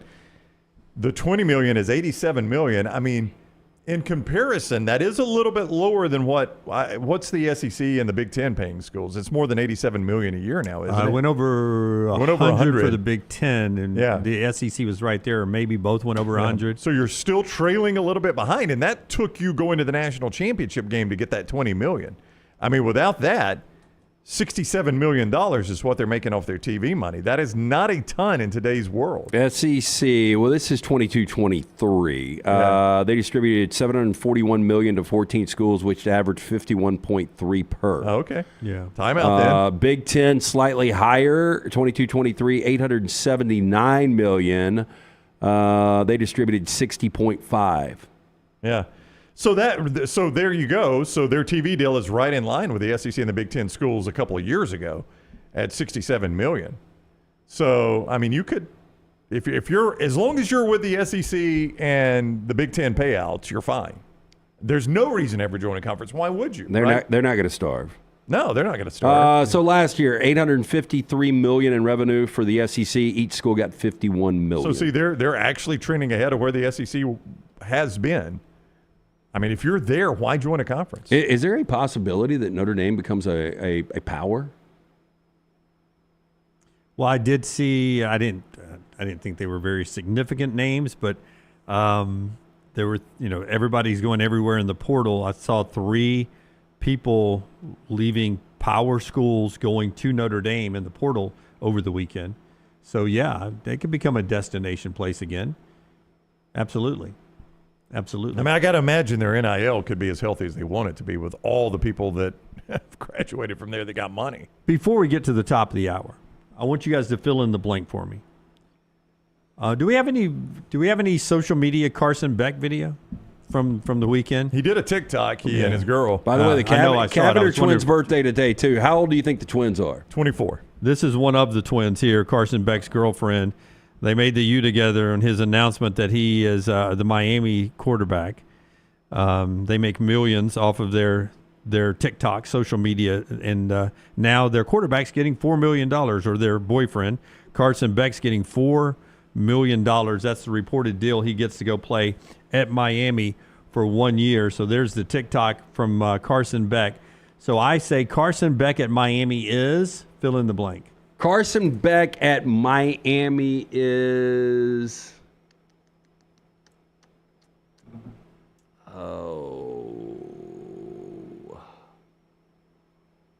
Oh, give me a sec. Carson Beck at Miami is...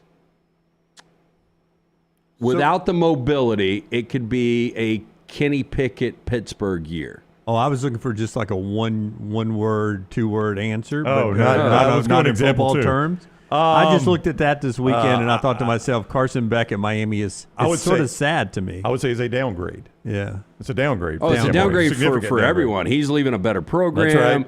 They're getting a worse quarterback than they got with Cam Ward. Yeah. I still think Carson Beck is better than a lot of people believe he is. Now, don't get me wrong. If I was in his shoes, I would probably chase the same thing it looks like he's chasing. Hey, do you think if doesn't it look like that's what he's chasing? Well, but the $4 million is more than he can make in the NFL. By the way, if he was on student loans and was a biology major, right, would she be dating him? Do you think they're doing that together? Probably no. And what if they get down there and they decide the Cavender twins they want to move to L.A.? Well, I think he's going to be fine. You think he'll be fine? He won't be heartbroken in Miami? No. But I mean, $4 million is more than he could make in the NFL. So what's the risk here, right? You might not have started at Georgia. I mean, he can afford a South American with a translator. Yeah, It just looks like you're chasing, man. And well, I mean, we don't know what happened behind the scenes. Obviously, this seemed like a mutual decision. I don't know if Kirby and Georgia were too beat up that he left, and if they didn't want you, and you've got to go somewhere. Like, I don't know what the options were, but Miami was going to pay a lot of money. Bobby says, Dunaway, I don't think he's chasing. It looks like he caught it. Yeah, no, he did. He did. I don't think the hook is still in the water, my friend. Listen, don't blame him. I don't blame him. But to LT's point, he could. Who will be relevant longer? I'm sure there's somebody that looks like that in Athens, Georgia. Oh, there he is. 100% somebody looks like that in Athens, Georgia. Oh, yeah. But his little T tweeted this weekend, the heart wants what the heart wants. That's right. Yeah. Well, I mean, who's relevant longer? She is. Or you really think so? Oh, 100%. Yeah, she's got a decade. Yeah. Tyler's shaking his head. Why are you shaking your head, Tyler? They're Instagram stars. Yeah. Instagram models have a shelf life of like 2 years. Yeah. Average quarterbacks have a shorter shelf life in the NFL. She's already been a star for 4 years, right? When did NIL start? I started hearing about her a couple of years ago, maybe. And there will be 10 more models just like her and that'll pop up that's next the only year novelty for the Cabinet. Well, that they're twins and the fact that they played a sport. Once they're out of college, they're going to have nothing to lean on. I think he's going to play in the NFL, so I would say that he is going to be relevant longer. Yeah, I don't know if he'll play in the NFL. NIL deal, they were the first one, right? When the NIL became legal. Oh, the Cavender twins. The Cavender twins were the first one to sign an NIL. I don't know if they were the first ones, but they were the first major ones, and they were the ones that kind of changed the whole game. Yep. Yes, but absolutely. After they're out of college and she's in Miami, what makes her different from every other influencer down in Miami right now? Not a ton, but she's already got the following, and they're not just going to disappear, are they? I mean, she's going to keep doing whatever she's doing right now to have that following. It'll dwindle down. Okay. I'll tell you what, you come back to me in 5 years. Yeah. I think if you and I. Even a TikTok, then you let me know. Tyler, I think we're going to be right, but we shall see. Dunaway's not wrong about that. I mean, TikTok supposedly is going away. Is it this week? Yes. Is it tomorrow? It's either the 14th or the 19th. I got the date. No, I do think it's the 19th. I think it's the day before the inauguration. But the main corporation, ByteDance, said they'd rather shut it all down than sell off their ownership in it. Now, I bet that doesn't happen. I bet it never goes away. But if it did, that would hurt people like her for sure. Ooh, what if it is a Chinese conspiracy, and if we have to shut it down, then our phones start to smoke and melt? That'd be pretty wild. I don't know how that would happen. That would be pretty wild. Well, they built it. They built it. That's you right. don't think it can do something to us? All right, top of the hour. Before we get there, show brought to you by our friend Dr. B. Tell us about Dr. B, LT. Dr. B, if you are starting to thin, you want to maintain that hair, you want to grow some back, Dr. Beckenstein is the best in the business. For more than 20 years, women and men have turned to Dr. B for a range of cosmetic and reconstructive procedures. He will use his experience, his advanced training, and genetic testing to help his patients fully understand the procedures they are considering. Not only am I doing the treatment, the non-invasive treatment 3 times a week, 30 minutes each time on the couch, Brown is doing it as well. Make the phone call that we made. Schedule the consultation in 2025. Make sure you tell them the next round sent you. 205-319-0316. That's 205-319-0316. For more information, you can always go online. Go to t3hair.net. Call the next round now at 205-734-0923. Man, I love a good meal. I'm Jim Dunaway. A good meal is what you get with my friend Sterling at Champy's Chicken on Highway 119 in Alabaster. We're talking great southern fried chicken, wonderful sides, hand-cut chicken fingers, po' boys, and those Mississippi Delta recipe tamales. You got a perfect menu for everybody. Champy's Chicken is perfect for watching the big game, or taking a meal to the lake house, down to the coast, or stay in the restaurant and dine in a great atmosphere. It's all made fresh to order right there on 119 in Alabaster. Champy's Chicken. Hey, there's nothing worse than waking up to a plumbing problem. Don't get caught in a flooded house. Call the guys at Hemp Hill Services. Adam, Chad, and the team at Hemp Hill are the only ones I trust to fix it and fix it right the first time. Hemp Hill Services does it right and always at a fair price. For all of your plumbing, cooling, and heating needs, trust the name that Birmingham has trusted since 1954.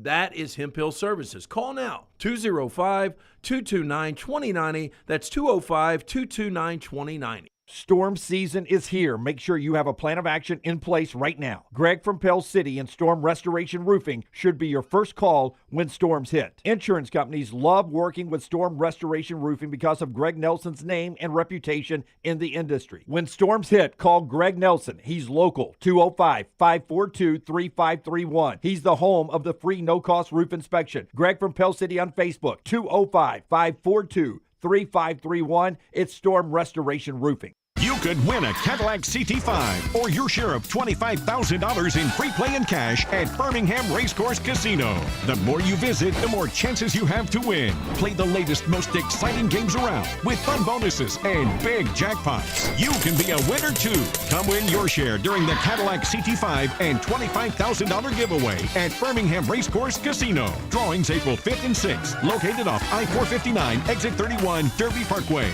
Must be 21 or older. Must be present to win.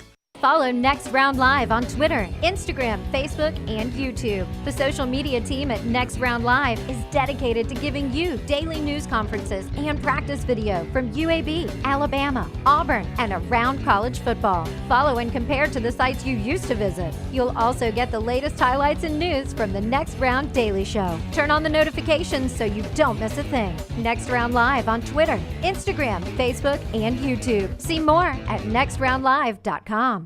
By now, you guys know how I feel about my fashion. However, did you know that I care about your fashion choices? Cargo shorts are out, flip-flops are only appropriate on the boat, and please throw away that stained t-shirt from college. You may be thinking, EG, that's all I own. What do I do? Here's what you do. Go to nextround.store and fill your cart with a wardrobe that is approved by me. Stock up on logo t-shirts, hoodies for football season, and hats for every day of the week. Trust me on this one and head over to nextround.store to get stocked up for this season. Want more of the show? Download the app or visit nextroundlive.com for the latest podcast, The Mystery Fifth Hour, our Not For All Ages podcast, The Last Call, and the entire Double Down Media podcast family. All at nextroundlive.com and on the Next Round app. Hey, Lance Taylor from the Next Round to tell you about my friends at Michelson Laser Vision, located conveniently UAB Highlands. Almost 20 years ago, I went in for the procedure. Only took 12 minutes for both eyes. When I went in, I had 2200 vision. I was legally blind. Now I have 20/15 vision, still 19 years later. Make the call today. Schedule a hassle-free consultation. 969-8100. Dr. Mark Michelson, Dr. Jen Michelson, Michelson Laser Vision. Make sure you tell them the Next Round sent you. 969-8100 or MichelsonLaserVision.com. The World Wide Web is a large place. Find all your favorite people and content in the same spot. NextRoundLive.com is full of wonderful tidbits about the show you know and love. Find our gear, listen to your favorite personalities, follow our socials, and enjoy your trip to NextRoundLive.com. Jim Dunaway, Lance Taylor, Ryan Brown. Live from the Birmingham Racecourse Casino Studios, the Next Round, presented by Bud Light, is on now. Another hour of the show here, final hour of the show, always brought to you by our friends at Champy's, world famous fried chicken, champyschicken.com, Highway 119 in Alabaster. Man, nobody's better than Sterling at cooking up that fried chicken. Because he brines it overnight, he cares about it. He wants that same piece of chicken you tasted 10 years ago when he opened that store on Highway 119 in Alabaster to taste just as good as it did 5 years ago, as it did last week, as it will next week when you come in there today. Open for lunch and dinner. Nothing's better than Champy's Chicken right there, the way Sterling does it on Highway 119 in Alabaster. Mississippi Delta recipe tamales, just great food, great sides, and great atmosphere. Champy'sChicken.com. All right, here's a question. College football, we go not 1 week from tonight, national championship game. It is the first time since 2013 and 2014, when Florida State and Ohio State won national championships, that the SEC will go 2 years back-to-back without a national championship. it's the first time since 2005, 04 and 05, that it's back-to-back years that the SEC doesn't have a team in the championship game to decide it all. SEC's done, man. Dead and buried. Never see them again. So what are your thoughts right now about the SEC? Look, I just think it was one of those weird years. I mean, again, Texas, if they get in there, first and goal at the 1, who knows who wins that game? Texas, I know I'm not really considering them SEC, but they are an SEC school right now. I will tell you, they could have LT, easily been playing. I was cheering really hard for Texas because of all those stories that had been written about the SEC being dead. I thought it was going to be hilarious if Texas had beaten Ohio State and they had gotten into this game and everyone would be like, what? What is that logo that's on their jersey? Texas would have won this game, in my opinion. I mean, I think Texas would have beaten Notre Dame if they would have gotten in this game. So I'll just ask you guys, Texas isn't going anywhere. I know Sark can't beat a really good team, but he'll probably end up learning how to do that, right? Texas is not going anywhere. I don't think they're going anywhere, but not every coach ends up being an elite coach. There are some coaches that the quarterfinals or semifinals, that's just their ceiling. Okay, I will name half the SEC, 8 teams. Okay. And you guys tell me whether or not any of these teams will not be in a college football playoff in the next 3 years. So these teams are not in a football playoff in the next 3 years. All right. 3 years. Texas. They will be. Texas will be there. Georgia. They will be. They will be, but let's don't make this so quick here. I want to just comment here. Georgia felt different. They just won the SEC. I know. I agree. They felt different this year, and I want to see what next year looks like. Okay, but they're going to be in a college football playoff in the next 3 years. Oh, I think so, yes. Tennessee. I think so, yes. I would agree in the next 3 years they'll find their way back in. Yes. I mean, they did it without Nico being good this year. I mean, he's got to be better. Alabama. Yes. I think so, yes. Yeah. LSU. I think so, yes. This is where I start to wonder. I mean, there's no excuse for them not being, but I mean, this is the first year of the 12 team. I get it. I guess Kelly's first year they would have been in a 12 team. They played in Atlanta. That's a 12 team playoff. So I guess I would say yes on that one. Now it gets a little trickier. Ole Miss. I'll go ahead and tell you right now, Brown. I would make I guess it could be a bold prediction right here at 11-11 in January. I think I think LSU's in the playoffs next year. I think what they've done in the offseason with who they have coming back, with Nussmeier at quarterback. Obviously, Kyron Lacey had already decided to go to the NFL 2 days after the incident that he finally turned himself in for. He's out on bond right now, but that's a crazy story. How that's going to impact his life. But I think LSU is making some moves. I think LSU's in next year. So I would lean LSU gets in next year. Ole Miss?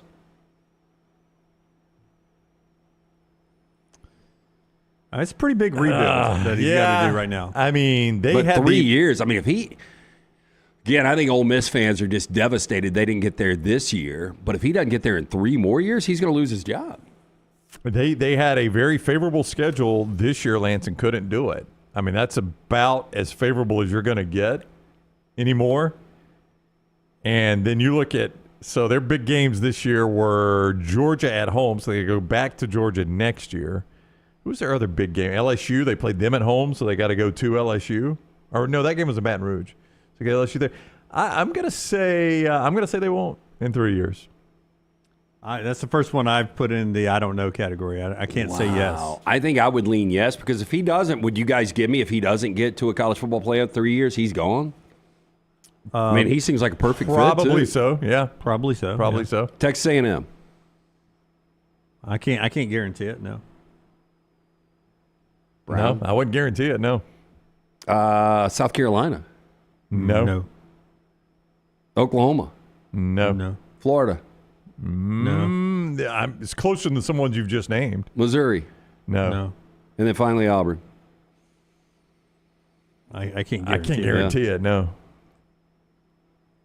Anyway, with that said, we guaranteed if we put LSU in there 5 SEC teams, still not dominant. Yeah. I don't know. I mean, maybe with the new era of college football, maybe things have changed a little bit.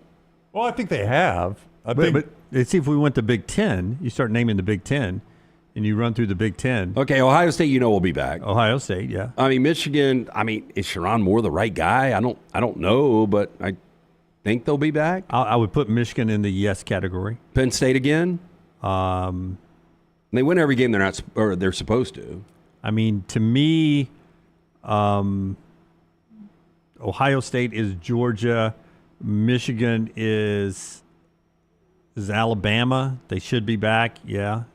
And now Penn State. Is LSU? No, they're not. Yeah. I'll go Penn State is Tennessee. Okay, what's next? You got to do Oregon. Okay, Oregon is Oregon's Texas. Okay. After that, you're going to get a bunch I don't knows. I mean, USC has to be there in 3 years. They absolutely have to get into a college football playoff. I'll give you USC. Okay. USC is LSU. Okay. Yeah, and then I kind of there's a hesitation. I mean, I don't believe anybody else. So I think the SEC is just as healthy. I know you were talking about Illinois maybe could be this year's Indiana. Yeah, but in Indiana, I mean, you don't trust Illinois or Indiana or Iowa or Nebraska or Michigan State or Wisconsin. I mean, so to me, the SEC is actually in a little bit better of a spot than the Big Ten. I do like that I don't know patch of Ole Miss, Texas A&M, South Carolina, Oklahoma, Florida, Missouri, and Auburn. Better than the I don't know. Yeah. Better than the I don't know patch of the Big Ten. Yeah, I would agree. Yeah, and then the Big 12 and the ACCs, you're not going to go that deep on the ones you feel. So to me, they're about the same, right? But here's what's crazy. I mean, we know Brian Kelly left the Notre Dame job for a reason. I know he got paid a lot of money, but realistically, Notre Dame could have paid him whatever. He left because he didn't feel like he had enough talent to win a national championship, and now Marcus Freeman is playing for a national championship. I mean, it is so weird now because the SEC did have a down year. And who would have thought Notre Dame would be playing for a national championship in this first year of the 12-team playoff? You know what's funny is that you remember when Alabama won that national championship in 2009, and then boom, 2010, Auburn won one. Yep. And how it sort of all of a sudden it rises up. Here's Auburn. Would not surprise me if Notre Dame being in this championship game and everyone's going to be like, Brian Kelly left. Yeah, he left. Because he wanted to go to LSU where he could get in the national championship. Well, look where his old guy is. Notre Dame's there in the national. If he doesn't get there next year, that's the way the sport seems to work out sometimes. And I would say normally that I would buy more stock in LSU than Notre Dame, but I mean this might be the wonder boy in Marcus Freeman just based on what he's done. And the recruiting is going nowhere, and now their money. When you start to look at what they can spend on NIL, I didn't think that maybe they could be as competitive as some of the others, but based on just dollars and cents, I think they can. We've got developing news in the NFL. I got to tell you about a couple of our great sponsors. One of them is the Golfist. Brownie, tell us about the Golfist. It is. I was just talking to someone that went this weekend, and he was like, hey, had a lot of people there from the next round, and the reason is it's snowing outside. Never snowing inside the Golfist. Always 70 degrees, never any wind, never any rain, never any snow or ice. It's Birmingham's best golf simulators, courses you know and love that you can play right there inside at the Golfist. Highway 31 in Vestavia, 3575 Van Road, just off Highway 11 in Trussville. Coming soon out to Highway 280. Great place for a couples shower, great place for a party just to watch the games at the Golfist. TheGolfist.com for all the information. TheGolfist.com. You can book a bay there. You can get all the information you want. It is a great place to go. Bring your own clubs, bring your own food, bring your own drink to the Golfist. TheGolfist.com. Some folks who cover the Dallas Cowboys closely are reporting that Mike McCarthy will not be back as the head coach of the Dallas Cowboys. His contract expires tomorrow, and Dallas is going to move in a new direction. Jonathan Jones, who writes for the NFL on CBS, and he follows up saying Jerry Jones has just news-bombed Robert Kraft, who is having his introductory news conference for Mike Vrabel right now. And I was going to bring up that, I think Jerry Jones likes Vrabel. And so Vrabel now out of the picture. This is very interesting because this could get to the college ranks. I just mentioned USC in the next 3 years. I would not be completely floored if Lincoln Riley was to take this job. I haven't heard that at all, but I am just saying that the Dallas Cowboy job is one of those, if you can deal with the big personality that is Jerry Jones, that is one of the best jobs in all of sports. Where did Lincoln Riley play college? Was he Texas Tech? Or was he Oklahoma? I forgot where he played college ball. I don't know where he played college. I know this. He was a quarterback. Right. And was he not for Leach? Was he not a Leach quarterback? Well, he coached with Leach. Lincoln Riley, yeah, he was Texas Tech's quarterback. Yeah. Yep, Texas Tech quarterback. Where did he play? Where did he grow up? Was he a Texas kid? Muleshoe, Texas. Muleshoe, Texas. Yeah. Look, there was speculation when he was the Oklahoma. Sounds just like a Jerry Jones It guy. really Well, does. no, when he had, when he had Oklahoma rolling, they were in the college football playoff consistently. They were winning Heisman trophies. People said his one dream job that he would take would be this Dallas job. I don't know if it's Lincoln Riley or not. All I'm saying is this could be a major peg of dominoes that would fall, because I'm not going to be surprised at all if Dallas does look at one of these college coaches. So Lincoln Riley would be one that you would take a look at, right? Well, Cliff Kingsbury, who coached last night, has ties in Texas, and he's known to be a great play caller. Whether you like him or not, I think he's a great play caller because he's got a great quarterback. One of your best predictions, I think, of all time, Jaden Daniels at LSU saying he was going to be really good in the NFL. He's better. He's going to end up being better. He's not better than Lamar Jackson now. I think Jaden Daniels will end up being better than Lamar Jackson. Yeah, who knows? I mean, he looks like if he stays healthy, he's going to be a Hall of Fame guy, which is it's pretty crazy that you can peg a guy like that. And by the way, a rookie that actually goes on the road and wins in the postseason. How about that? Rarely happens. Yeah. The reports from McCarthy are, just to show you that you're never unemployed as an NFL coach, the Bears and the Saints were just waiting on this so that they could interview him. They have interest in him, so he's going to be okay. Well, I'm just. Do you not think that Ryan Day would also be in the mix? I do not. I mean, I don't know why. Here's the thing. The Dallas job, as crazy and off the rails as Jerry Jones seems to be, he's very loyal to his coaches. He does not change coaches very often. So it's not like one of those where you get in and you might coach there 1 year and be done. Chances are Jones is going to stick with you. Now, look, I mean, I know in the NFL you got to give up a lot to do this, but if I'm Jerry Jones, D'Amico Ryans is the guy I want. Of course, I think Alabama fans are probably like, damn, how do we get him and get this Kalen DeBoer out? But I'm like, if I'm Houston, why in the world would I ever want to give him up for anything? You wouldn't. There's nothing I would give him up for. Yeah, it would take. I mean, in the NFL, you have to give up draft picks. That's right. And you don't have enough draft picks to give up if you. No, Houston, but right? I think Sark would be in the mix. I'm not saying they would take the job. I think Marcus Freeman. I think these are guys that Jerry Jones would take a look at. I think Sark's in the job. I think it'll be an offensive-minded guy, right? Well, that's what you have on McCarthy. Yeah, Freeman's not, but whether or not he would be in the mix. Lincoln and Cliff and Sark are three guys. Now, Cliff's not a college guy, but he's got college roots. Just because we talked about they're kind of in a interesting spot of purgatory possibly in Georgia, would you ask Kirby Smart, another defensive guy, but right? I don't know if I would or not. I don't know if I would or not. I mean, what does? I mean, all you got to do is call Jimmy Sexton. You figure out who would be interested and who wouldn't. There's be, no right? doubt about that. But what is Kirby Smart? What makes him attractive to you as an NFL coach? Energy, intelligence, organization, success. He knows talent. He knows who's good, who's not. But that's a lot of people in the NFL. Yeah, I mean, I can find that a lot of places. Yeah. I just don't know. I don't know what excites. And this is not a commentary on Kirby Smart. I guess it really is. I think Kirby Smart's a really good football coach, but as an NFL team, what does he do that's got to be the guy I'm going to go get? So, like in the NFL, we know it's a lot of retread, but it's a lot of coordinators getting their first opportunities. This just doesn't seem like a job where Jerry Jones is in his life that he's going to roll the dice on one of these young coaches. Yep. I think he's going to get an established guy. You know who is getting a lot of talk, which is mind-blowing to me, is Liam Cohen. I would be shocked if Ben Johnson, Liam Cohen, Aaron Glenn, one of these first-year coordinators or one of these coordinators looking to be a first-year NFL head coach. This Jerry's got to get this one right. I think this. Well, I was just saying that. You're right. This is the last coach he's ever going to hire. It could be the last hire of his life, and that does sound morbid, but it is absolutely 100% true. Yeah, but I was just shocked that. If you had.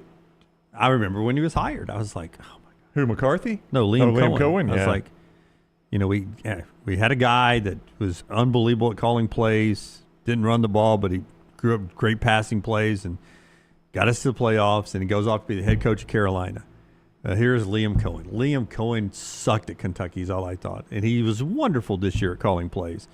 and now he's a hot commodity. I told Brown in a commercial break, I think it was on Friday, I was like, what does that say about my Buccaneers? Yeah. My God, he can make the Buccaneers look good. Yeah, Let's okay, make it. I will say the one standout moment which cost you guys the game was the terrible 2nd and 1, which then went to 3rd and inches, that then ended up kicking a field goal. Like, I thought the play call, that whole sequence was awful. Yeah, when your offensive line's as good as the Bucs have been at running the football. And then I know the jet sweep was Baker Mayfield's fault on the fumble, but that whole thing looked discombobulated. Yep. Now, there were will a couple say, other times they looked. When Washington's kicker was too nervous to get his helmet on, I thought you guys had a shot. I've never seen anything like that. And like his hair NFL wasn't kicker. moving. He'd kept doing his hair like this. I know. And then, well, you could tell Dan but Quinn he never would put it back on. Multiple 4th and shorts in positive territory with opportunities to kick field goals. He wasn't going to do it. No. Because they did not trust that kid. I mean, when I saw that kicker not be able to put his helmet on, my wife was sitting there with me. I was like, something's about to happen here. And boy, did it. I mean, he's inches from that thing. By the way, you have 2 rookie kickers tonight, and Joshua Carty and Will Reichert. Yeah, put a little pressure on those guys. Big legs with both of those guys, but man, when these games come down to I don't trust any kickers outside of Justin Tucker 3 years ago. Patrick says Joe Brady to Dallas in the mybookie.ag chat room. I think Brady, more than likely, it would be a rebuild situation in New Orleans. I don't think that Jerry Jones would take a shot with Joe Brady. his name is golden in New Orleans, right? Yeah, because of his LSU days. Yeah. But, I mean, he has been fantastic with Buffalo. But keep in mind now, he got that job when Buffalo was forced to fire an offensive coordinator. And that offense has clicked since he took it over. I mean, I feel like Joe Brady's got his magic back a little bit. And everybody wants to say, well, yeah, you're coaching Josh Allen. Well, so was Ken Dorsey before him, right? And he couldn't get it done. Well, and I guess this Dallas hire, because there's so many coordinators that people are talking about, I mean, we might not have a Dallas coach for weeks. If it's one of these guys who's still coaching. Yeah. Yeah. And maybe even Ryan Day or Marcus Freeman. If you want to hire Ben Johnson from the Lions, you're going to have to wait a minute probably to get to Ben Johnson. If you want to hire Joe Brady. If you want to hire Joe Brady, you may have to wait a minute. I mean, best part of that in the NFL is you're not losing recruits while it's happening. That's right. You can take your time all you want. Take your time all you want. All right. One more thing to do in this segment here. The show being brought to you by a couple of great folks. One of them, our friends at Way to Wellness, your journey to healthy living. Leslie and her board-certified team will help you out. I got down to 185 while I was sick over the weekend. I'm back to where I wanted to be, 187 this morning. 13. Are you well, by the way? I'm close. The antibiotics are working. I'm not 100%. I'm playing. I'm Jonathan Love. Jordan Love. Yeah. Jordan Love. Okay. Yeah. No, I'm Jonathan Love, actually. I'm about 65%. The worst Jordan. I'm about 85% today. Leslie will keep you going in a good direction, though, with your weight loss plan this year at planforme.com, Way to Wellness. No contracts, no sign-up fees. Every plan is designed specifically for you. Meal replacements, injection therapy, whatever you need to do to lose weight, they can help you, medically guided by their board-certified team. Check them out at planforme.com. Also by our friends at johnstonrvcenter.com. I-65, exit 304 in Coleman, 334 in Decatur is where you find Johnston RV Center. And listen, at Johnston RV Center, you want to make sure you get in there right now because they are cleaning out the 2025 to make room for the 2025s, and it is show season. So they got to make room for those. Great deals for you, like the Shasta 16RE, just $149 a month with approved credit. Maybe you need more space, like the Avenger 29 QBS, room to sleep 10, $279 a month with approved credit. Lifetime warranty on anything new and qualifying pre-owned at Johnston RV Center. See more online, johnstonrvcenter.com.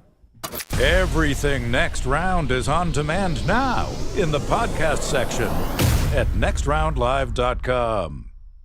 Stop by the New York Butcher Shop and pick up the finest in certified Angus prime beef steaks and burgers, premium pork chops, ribs, and all-natural chicken cut to order just for you. Their chef-prepared entrees and side dishes are the perfect dinner-to-go choice for your family and are ready to heat at home. With a great selection of fine wines and desserts, the New York Butcher Shop is your one-stop dinner shop. 2 locations to serve you, Cahaba Heights and on Highway 119 in Greystone, the New York Butcher Shop. Rare quality, well-done service. Let's face it, a home is one of the most powerful assets you can have, and our friends at Mortgage Right want to help you build wealth through home ownership. Mortgage Right is all about providing competitive rates, a variety of loan products, and a multitude of resources for a seamless home buying experience. They treat their borrowers like family and are always looking to bring more happy homeowners under their roof. See more by visiting mortgageright.com/TNR today and start living. That's mortgageright.com/TNR. NMLS 2239, Equal Housing Lender. Hey, there's nothing worse than waking up to a plumbing problem. Don't get caught in a flooded house. Call the guys at Hemp Hill Services. Adam, Chad, and the team at Hemp Hill are the only ones I trust to fix it and fix it right the first time. Hemp Hill Services does it right and always at a fair price. For all of your plumbing, cooling, and heating needs, trust the name that Birmingham has trusted since 1954. That is Hemp Hill Services. Call now, 205-229-2090. That's 205-229-2090.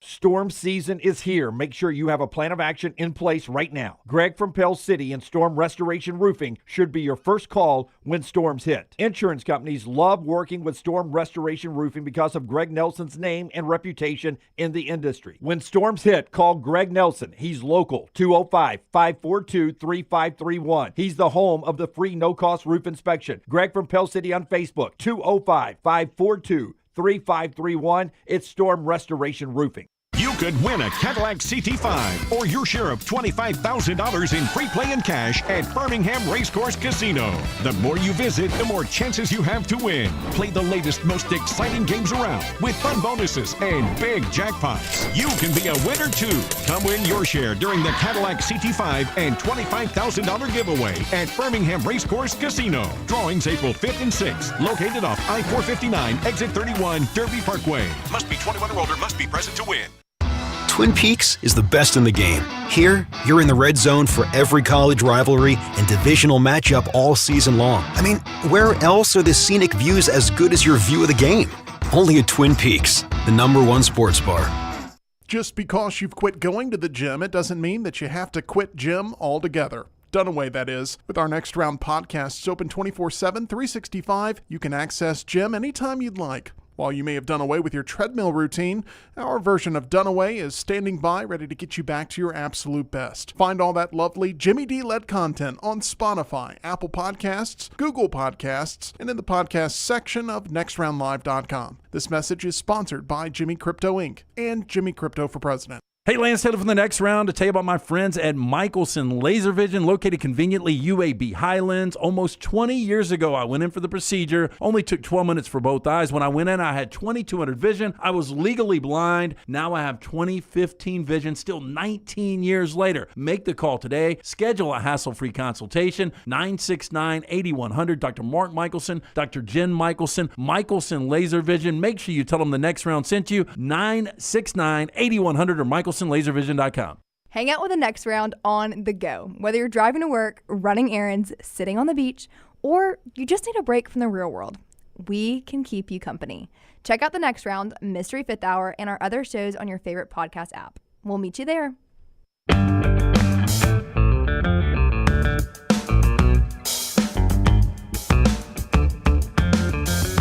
Back with you on the Next Round. I got an amazing story. Okay, an amazing story. How long is the story? Very short. Very short. Yeah, all right. You're getting a little time set on you there. Me, Dunaway. I'm just saying, I got 28 minutes left in the show today. Our friends at Hemp Hill brings this amazing story from Brownie. Tell us about Hemp Hill. 205-229-2090. Trust the name. Birmingham is trusted since 1954 for all of your plumbing, heating, and cooling issues. If any of these arise in your home or business, they are ready to serve you. Hard to stop a train. For more information, hemphillservices.com. I was saying this, how much are like just the setting up here has changed with nobody hitting the keg anymore. Yeah. I mean, two of our in-studio guests right now like to drink as much as anybody I know, and they're not even partaking. This dry January is consuming everyone. I look for drinkers in the dictionary, and their pictures are usually there together. Wow. Yeah. With a blue cheese stuffed olive, is that correct? Your mouth watered. When I said blue cheese stuffed olive, your mouth watered. Yeah. The #1 selling book on Amazon right now. It's got to be the one A.J. Brown was reading last night. It was 552,709 yesterday. It's #1 today. Yeah.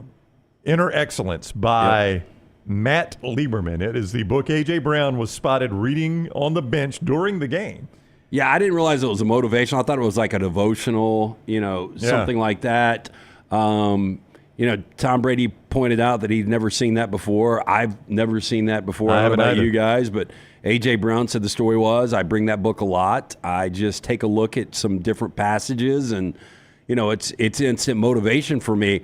But how could you not pull like somebody on the side and be like, I'm going to make your book the best-selling book right now? No, it's 100%. I was going to say, what's the guy's name again? Jim Murphy is the guy's name. Matt Lieberman, is the one reporting it. Jim Murphy is the author's name. His book yesterday. Yeah. Hey, we're going to find out A.J. Brown and Jim Murphy, they know each other. They're in it together? And he's like, watch this, dude. You're at 5,000? That's not doing good enough. 500,000. Yeah. How about that? That's a heck of a jump. 552,000. It went from how many to how many? 552,709th on the Amazon list to number one. Yeah, so basically it wasn't even on the list. Not even receiving votes. Yeah, and it's number one today. I don't know how many you would have to sell to go from that to that, but it is a good day in Jim Murphy's life right now, the author of that book. He's like, is that not the best advertising you can do? I'll help you out, bro. Yeah, Scott's showing the photo. A.J. Brown just sitting right there reading the book. Inner Excellence. He's going to be like, listen, all I do is sit there anyway waiting to get back out on the field. I'll pop that book out. They'll catch it. The only thing I worry about is make sure I don't have the book upside down. That's right. Make sure I'm reading it the right way. I do have to be honest. He did look bored, did he not? A little bit. He said, look, he only had one catch at the time. I think when you open a book and look like you're reading, you always in bored, any situation, you look like you're bored. You could be at a theater and somebody's acting on stage. If you're reading a book, you're telling that person that you are bored. No, I told the story in the chat room the other day. The late, great Cecil Hurt was an avid reader. Cecil always had a book with him. Yep. And it was never a book I'd heard of, right? I mean, it was always something off the wall. And I will never forget this. Greenville, South Carolina, 2002 NCAA basketball tournament when Alabama was the 2 seed, lost to Kent State. Game before Alabama lost to Kent State was an 8-1 game, Duke and Notre Dame. Mike Bray's Notre Dame team against Duke. And Notre Dame played them to the wall. Like, Duke almost got knocked out. Place was electric because Greenville, South Carolina had a ton of Duke fans in there, and then everybody else in the arena is cheering for Notre Dame to knock Duke out. I mean, it is like a dead ball. Right at the end of the game, I look across the court. Cecil's seat is across from me. He's sitting there reading a book. And I'm like, in the middle of the game. That was Cecil, man. He was a unique cat. Tell us about Michelson. One more thing before we get to trash here. Yeah, 205-969-8100. Make the phone call that I made more than 2 decades ago. I had the 2200 vision. I was legally blind without the aid of contacts. After the procedure, 2015 vision, better than 2020. Make the phone call that I made, 205-969-8100. Ask for Amy. Tell her the next round sent you. She's going to hook you up with a hassle-free consultation, 0 to lose, to find out if LASIK is right for you. For more information, michelsonlaservision.com. It's the world we live in. Tennessee beat Texas 74-70 this past weekend. And Rick Barnes, as most of us are able to do now in 2025, he made a comment that he's being praised for and criticized for. Same comment. This looks like the wax version of Rick Barnes. Yeah, we're in the SEC Museum. Yeah, I mean, does it not? It does. The animatronic Rick Barnes. They draw up a play for Chaz Lanier. Rick Barnes on sitting Chaz Lanier on the bench, and some people are applauding him and some are criticizing him for this comment. I took him out first play of the second half because he didn't shoot the ball. I mean, that play was designed for that shot. And I told him, I said, if you're not going to do what you're getting paid to do, you can sit over here because he is getting paid to do that. Yeah. What are people pissed about? The paid part, obviously. Yeah. But he's getting paid to do it, and you're not doing what you're getting paid to do. I instantly, I think Little T brought it to our post game. I was like, they're getting paid to do it, and if I design a play for you and you don't shoot, I'm going to sit it down. I said, we can't have it both ways. I said, we set during the broadcast, and we love on Nate Oates about if a guy passes up an open three, he's yanked out immediately. Happened Saturday. Was it Youngblood Saturday? It was Youngblood, yeah. and Youngblood laughed at it at him as he was running off the court. He was like, I know, I should have shot it. You can't sit there and tell Nate Oates that he's doing it wrong because he's not doing it wrong. He's got a bench deep enough to sit people down. If you don't shoot the shots I want you to shoot, and you are getting paid now. So I thought it was awesome that Rick Barnes said that. Yeah, I got no problem with it. Yeah, I think you'll hear more of that as we move forward. Yeah. Now, I'm not surprised people are making a big deal about it because it's what we do now, but I have no problem with what he said. Yeah. Well, and I think that was kind of a shot from Rick too, right? Yeah. we designed to play for you, blah, blah, blah. And then, yeah, Rick doesn't like paying these guys. Well, because he's old? Yeah, I mean, he's one of. How about this? I don't think a lot of these guys care whether or not they get paid because they were getting paid anyway.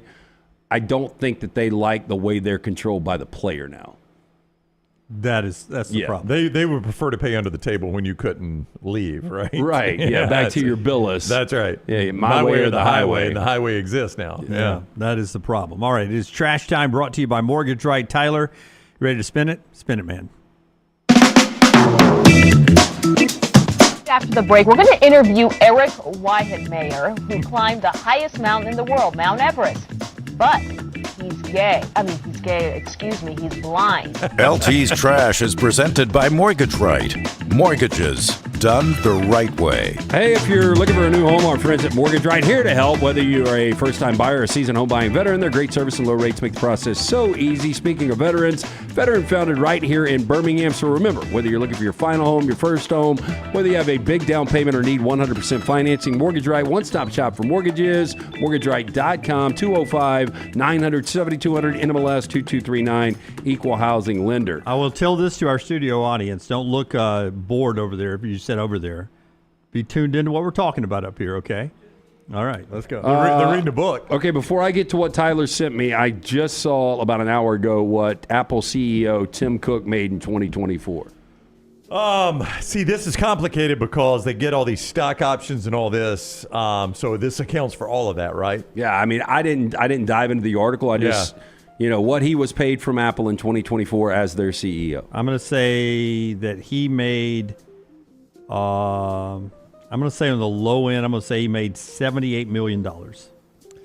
And just, for reference, or you look at... That means I wasn't close. Jordan Love yesterday. You're actually really close. Jordan Love, making $53 million now to throw 3 picks yesterday in a playoff game? Tim Cook, $74.6 million last year. It's pretty good. So the dude that you see right there is the Luigi Mangione. Yeah. The guy that actually took out the CEO of the healthcare. That looks like a mix between Jimmy Garoppolo and one of the Jonas Brothers. And I can't tell you which Jonas Brothers. I see a little Jimmy Fallon in him as well. I was going to say Jimmy Garoppolo and Jimmy Fallon.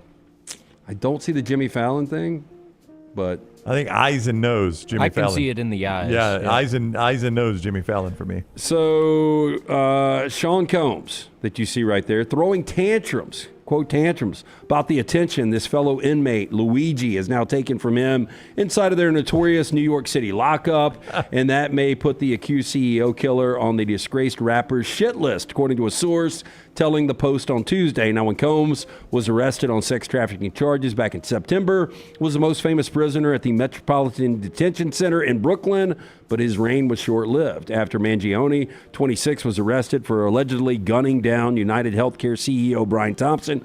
By the way, I don't think it's alleged. Didn't we see it pretty clear on the camera? Assuming that's him on the video, yeah. He was booked into the same facility as the 55-year-old Combs since he arrived at MDC. Mangione, who is being held in protective custody, has become a sensation among other inmates. He is reportedly receiving a hero's welcome on the inside, with other inmates expressing their own troubles with health insurance. So, quote, Diddy has been throwing tantrums over the fact that Luigi is getting all the attention in prison and is being revered as a hero after literally murdering someone on camera, a source told the outlet. That's true. How long is Diddy in for? I don't know, but I would. I wonder if Diddy is sharing his baby oil in that situation, or is he pissed at him? He's going to hold it all in his cell.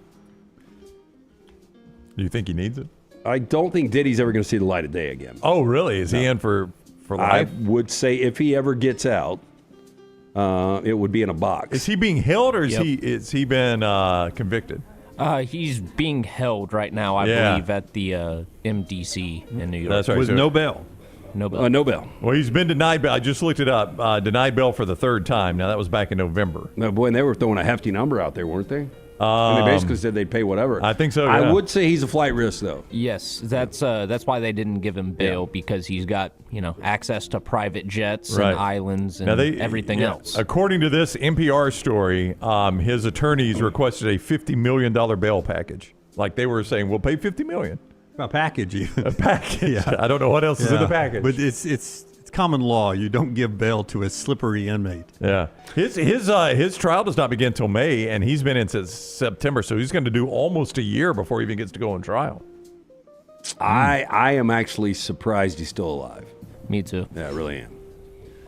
So a man and woman who Polk County deputies are calling Mr. Clean and Miss Dookie are on the run after a messy burglary at a Mulberry Family Dollar store. So it's a weird couple right there. Now, according to the county sheriff's office, a man and a woman walked into the Family Dollar store, played very different roles in a $500 retail heist. Now, deputies said the man walked around the store gathering nearly $500 worth of items like Gain, Tide, Clorox products. And apparently some Natty Ice. While he was gathering the cleaning supplies, deputies say a woman distracted employees by using the store's floor as her restroom. Oh, no. Absolutely, she took a shit in the middle of the floor. Yeah. Not Mrs. Dookie. Yeah, in a post on social media, the sheriff's office stated, if you recognize Mr. Clean or Miss Dookie or have any information regarding this investigation, please contact us. Now, the sign says share holiday magic. She did, didn't she? Yeah. I have got far bigger issues with her than him. Like, stealing sucks, but somebody's just going to go in and take a crap in a store? Well, look at the face. I mean, she smells it. She knows it, yeah. Like, I mean, that's island worthy to me, Tyler. It is. I just love the teamwork, though. It's like, all right, you go in and grab the Natty Ice and the laundry detergent, and I'll walk in, dump on the floor. Everybody will be paying I've been attention called a to that. misogynist before by Brown. Brown? But I do believe in chivalry here. The dude should be taking the shit in the middle of the floor instead of the woman, right? What if I called you a misogynist? No, but I agree with you on that. Yeah. An alleged arson attempt went south when a suspect accidentally set their own pants on fire, according to police. Incident occurred 2:40 a.m. on Christmas at a fast food restaurant in Australia. Police said two individuals poured a flammable liquid at the restaurant and attempted to ignite it. However, the liquid caught fire faster than anticipated, engulfing one suspect's clothing. CCTV footage shows the individual fleeing the scene with their pants on fire. It's the definition of ignite, though, right? Yes, I think it says it right there, doesn't it? You watch Landman last night? I have not watched it yet, no. My Buccaneers were playing. I thought y'all were out on Landman. No, I'm still why it's not nearly as good as the first final couple of episode, episodes. though, right? Are y'all watching it? Yeah. I can't, but you guys have got to tell me it's lost a lot of steam, right? Yeah. Yeah, they agree. But anyway, there's a. My Buccaneers were playing. I don't know if y'all noticed, and I've never been a cigarette guy, but I would assume there's a time to smoke a cigarette and a time not to smoke a cigarette. I cannot. I will tell you that I have paid for 27 cents worth of gas before, on a debit card. When I start pumping and I notice someone else smoking around me anywhere, it could be at a Buc-ee's. If anyone is smoking a cigarette, because I've been across the street when one of those things had blown up before, and whether a cigarette caused it or not, I was getting probably Natty Ice across the street. Went back in college in Montevallo, and the one across the street, and at an angle, blew up while we were in there, and it was like a bomb dropped. Well, you're going to have serious anxiety when you see Billy Bob light up a cigarette. Because I mean, if anybody is smoking. And I really get nervous when they keep their car running, too. But I know we make cars a little different than we used to. But if you're running your car or you're smoking at the pump, buddy, I just pack it in. I go to the next one. Yeah, I'm kind of with you. I don't want to pump gas around somebody smoking. I've only seen it a couple of times. I've seen it occasionally, yeah. And I don't care. I don't care if you walk away from the pump just a little bit. Not enough for me, my man. And by the way, the people that are smoking, they don't look like the smartest people. They don't look like they have a lot to live for. Yeah, that's the thing that bothers me is they may just be like, screw it, I don't care if I live or not. I'm going to keep smoking here. And, I do care if I live or not. I've got to smoke this right now while I'm pumping. That's right. Before I get home to the old lady. And if I don't get home to the old lady, who cares? I don't care. Yeah. So, desperate to extinguish the flames, person is seen attempting to shed the burning garment while running down the street, their pants dangling around one ankle. Do we not teach people to stop, drop, and roll? That was day one in school, really. Yeah.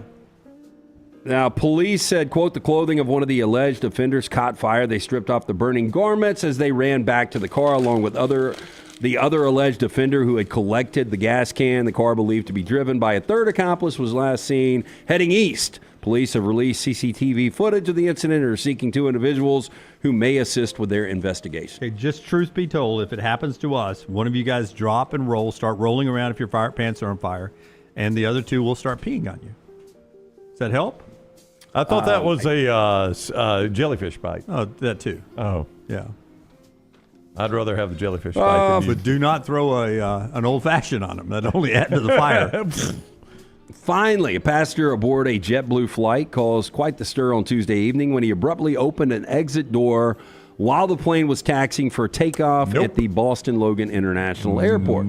Should never be allowed to fly again. Incident occurred around 7:30 p.m., triggering a chain of events that left passengers startled and led to an emergency response. Now, according to the Massachusetts State Police, passenger pried the open the overwing exit door, quote, suddenly and without warning while the aircraft was on the tarmac.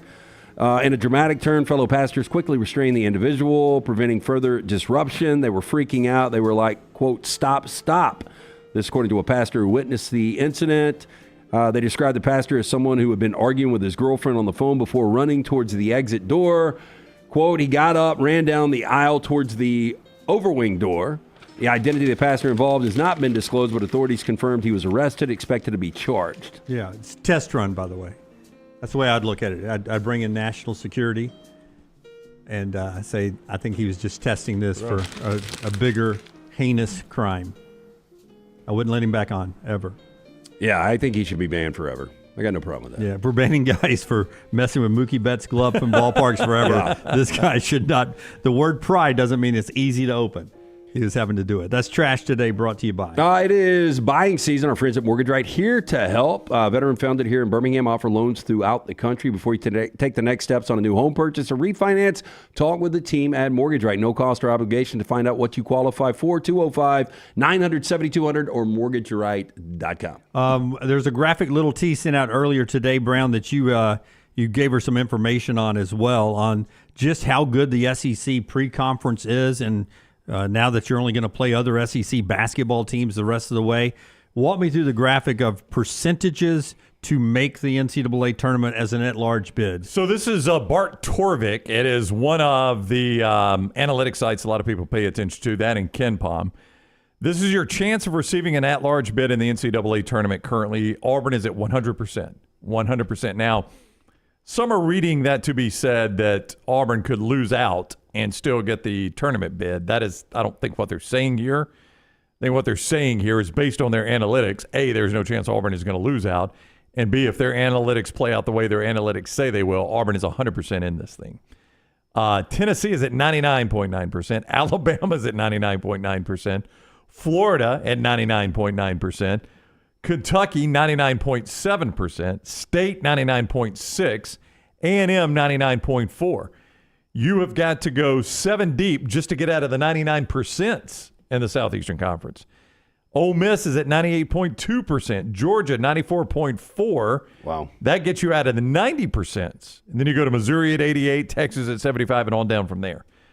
But just 94% or higher, you've got Auburn, Tennessee, Alabama, Florida, Kentucky, State, A&M, Ole Miss, and Georgia. That is 9 schools at 94% or higher. But look how low Arkansas has fallen so quickly. Yeah, they're at 10%. Yeah. That's so why an at-large bid start 0-3. That's what I to the NCAA tournament. So Kentucky wins at Mississippi State this weekend, 95-90. And as always happens, there's a lot of Kentucky fans on the road. They go everywhere. They travel really well. They're at the hump, and they're all gathered around the entrance into the Kentucky locker room, down around the court as the players are leaving, and Mark Pope is signing autographs and everything, and he glances up and notices there's a Kentucky fan in a wheelchair who can't make it down to where this is. So Mark Pope walks up a whole flight of stairs up at the upper deck so that he could interact with that fan like he did the other fans who were able to get down there. He sits down and has a conversation about Kentucky basketball to that Kentucky fan up there. Man, that was a great deal. Was, very, very awesome from Mark Pope. He's doing all the right things right now. He is pressing every right button as the Kentucky coach. And it probably doesn't hurt him that the guy he replaced is struggling at Arkansas. Yep, not at all. He's one of theirs, and Calipari never felt like a fit there at Kentucky with all the success. He left a lot of championships, I believe, on the table, but he was never one of theirs. And this guy feels like one of theirs. they could be dangerous. Even as long as Cal was there, what you're saying is he felt like a mercenary. Yeah. That you had hired to come in and do a contract killing. And when it was good, it was good. And when it was bad, boy, people, they turned on him. Yeah, they did, quickly. Yeah, I think Mark Pope is pressing all the right buttons. That was a massive win for them. Now, they're not going to make 50% of their threes every night.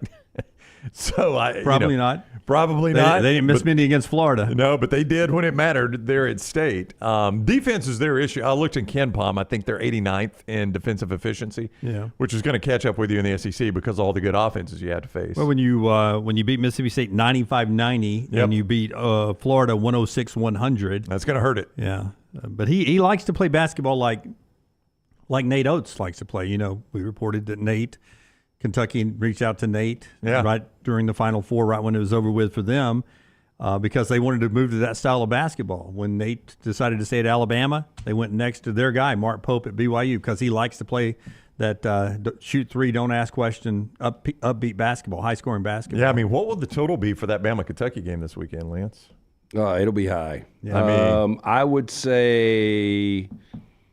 For those that don't know, Alabama at home Tuesday, Ole Miss, and on the road Saturday at Kentucky. Yeah. 162 maybe? Boy, that's high. Boy, I feel like I'd take the over at that, though. I mean, I know you're laughing, but, I mean, Alabama basically falls out of bed and scores in the 90s. Yeah. They average 92 a game, I think. Yeah. I mean, it feels like every week they're going after 100 points. Yeah, it's probably higher than that. It might be 165, but, man, I mean, that's a big total. I mean, just looking right now tonight, 138, 140, 140. These are your college basketball totals? 135, 143, 135, 147, 140. It'll be in the 160s, 133, 148, 153. So that's about 20 points higher than the norm. I still feel like I like the over there. I still think I think it'll be anywhere from 162 to 165. All right, final thoughts now. Tonight, it's Vikings and Rams, 7 o'clock on ABC. Final thoughts brought to you by our friends at Champy's World Famous Fried Chicken, Highway 119 in Alabaster. Go by and see Sterling and the crew down there. Wonderful place for lunch, wonderful sides, the Mississippi Delta recipe tamales, the cocktails, the atmosphere. Sterling's been doing it at that same location for 10-plus years now, 119 in Alabaster. It's Champy's Chicken, champy'schicken.com. How nervous do you get? I'm nervous. I mean, it's one and done, you know. I mean, so you get to this point and you lose, and you got to wait a long, long time. And so even if the Rams were to win this game, the winner obviously gets Philadelphia. I think that's going to be a tall task. They just don't match up well. I was telling Brown this earlier. And I don't know what offense you're going to get. I think two big factors tonight. The Rams offense that only averaged 21 points per game, which is the worst of all of these postseason teams. If you can get a Matt Stafford – A-plus performance, I think the Rams will be fine. And on the other side, Sam Darnold, how much carryover do you have from the Detroit game where he was so bad? And a lot of that was the pressure Detroit was able to put on him. When you look at Turner and Fisk and Young and Verse, the Rams are relentless up front with the pressure. So if they're able to pressure him, force a couple of mistakes, I think the Rams have an opportunity. If they're unable to get pressure and the offense doesn't pop, I think Minnesota gets them in a rematch. You're a 2.5-point dog. What would that number be in L.A.? I mean, that's a neutral site. It was 1.5. It was 1.5, so that moved to about a point. Moved a point, okay. Yeah. Just going to a neutral site. I didn't know how much that would affect it. So L.A.'s a 2.5-point dog.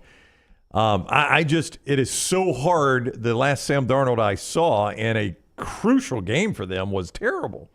And it's just hard to get past that image of Sam Darnold. But that was the outlier this year. Darnold was incredible all year long. Now, and he's a Southern Cal guy, so I guess he would have loved to have played actually in L.A. But I'm more, to me, Minnesota's been so good because of this Brian Flores defense. And, that's a bad combination when you look at a recipe for disaster, when you look at the Rams' inability sometimes to score and how good this Vikings defense can be. Yeah. And on the other side of it, you've got Shula, whose defense has played better of late. You just mentioned that, but that has kind of been your Achilles heel all year. Well, it's a good bend but don't break defense. Like they'll give up a lot of yards, but once they get to the red zone, they hold a lot of teams to field goals. I would say this though, Sam Darnold playing his first postseason game. Like if you're going to draw a quarterback out of the NFC, this is the guy you wanted to draw, right? I mean, they're a really good team at 14-3, but if you go through all the quarterbacks in the NFC. Yesterday, it looked like Jordan Love was the guy you want to draw, but well, yeah. you wouldn't have said that all year. I agree 100% I'm with you. just saying going into the postseason, I think this is the guy you wanted making his first postseason start. I think it really does depend on, what Darnold does. How's your defense, your secondary against a guy, their talented receivers, especially Justin Jefferson, who had worked himself open a couple of times against the Lions, and Darnold couldn't get it to him? Secondary's not good, but it gets masked because the pass rush is so good. I mean, the pressure is relentless, and so you just don't have a lot of time to sit back there and, get that second or third read. Puka's healthy. Cup's is healthy. Yep. So your two big receivers are healthy. Demarcus Robinson actually leads the team in touchdown receptions. Now, he got a DUI that just got made public last week, but he will play. So, yeah, the Rams are healthy, and they're well rested. They rested a lot of starters in Week 17 or Week 18 in that loss to Seattle. I guess this stat makes a lot of sense once you think about it, but did you see that Bo Nix to Troy Franklin touchdown that opened the game for Denver is in the history of the NFL, the first rookie-to-rookie touchdown in the playoffs? Wow. That's pretty wild as long as we've played football. By the way, didn't do much offensively outside of that. That was about it for them. When they missed that field goal going to the half, I felt like, that was their shot. It was about to be 10-10 at the half. Yeah. I had a little hope at that point. So next Saturday, it's Houston and Kansas City. And then Saturday night, it's Washington and Detroit. And on Sunday, it's the winner of the Vikings and Rams in Philadelphia. And then the night game will be Baltimore and Buffalo on NBC. That's our show today. We are back with you at 9 a.m. Central tomorrow. Don't forget a new Bama and Bourbon this week. We also have the basketball show that's out right now for you on the YouTube channel. Until next time, God bless you. God bless America.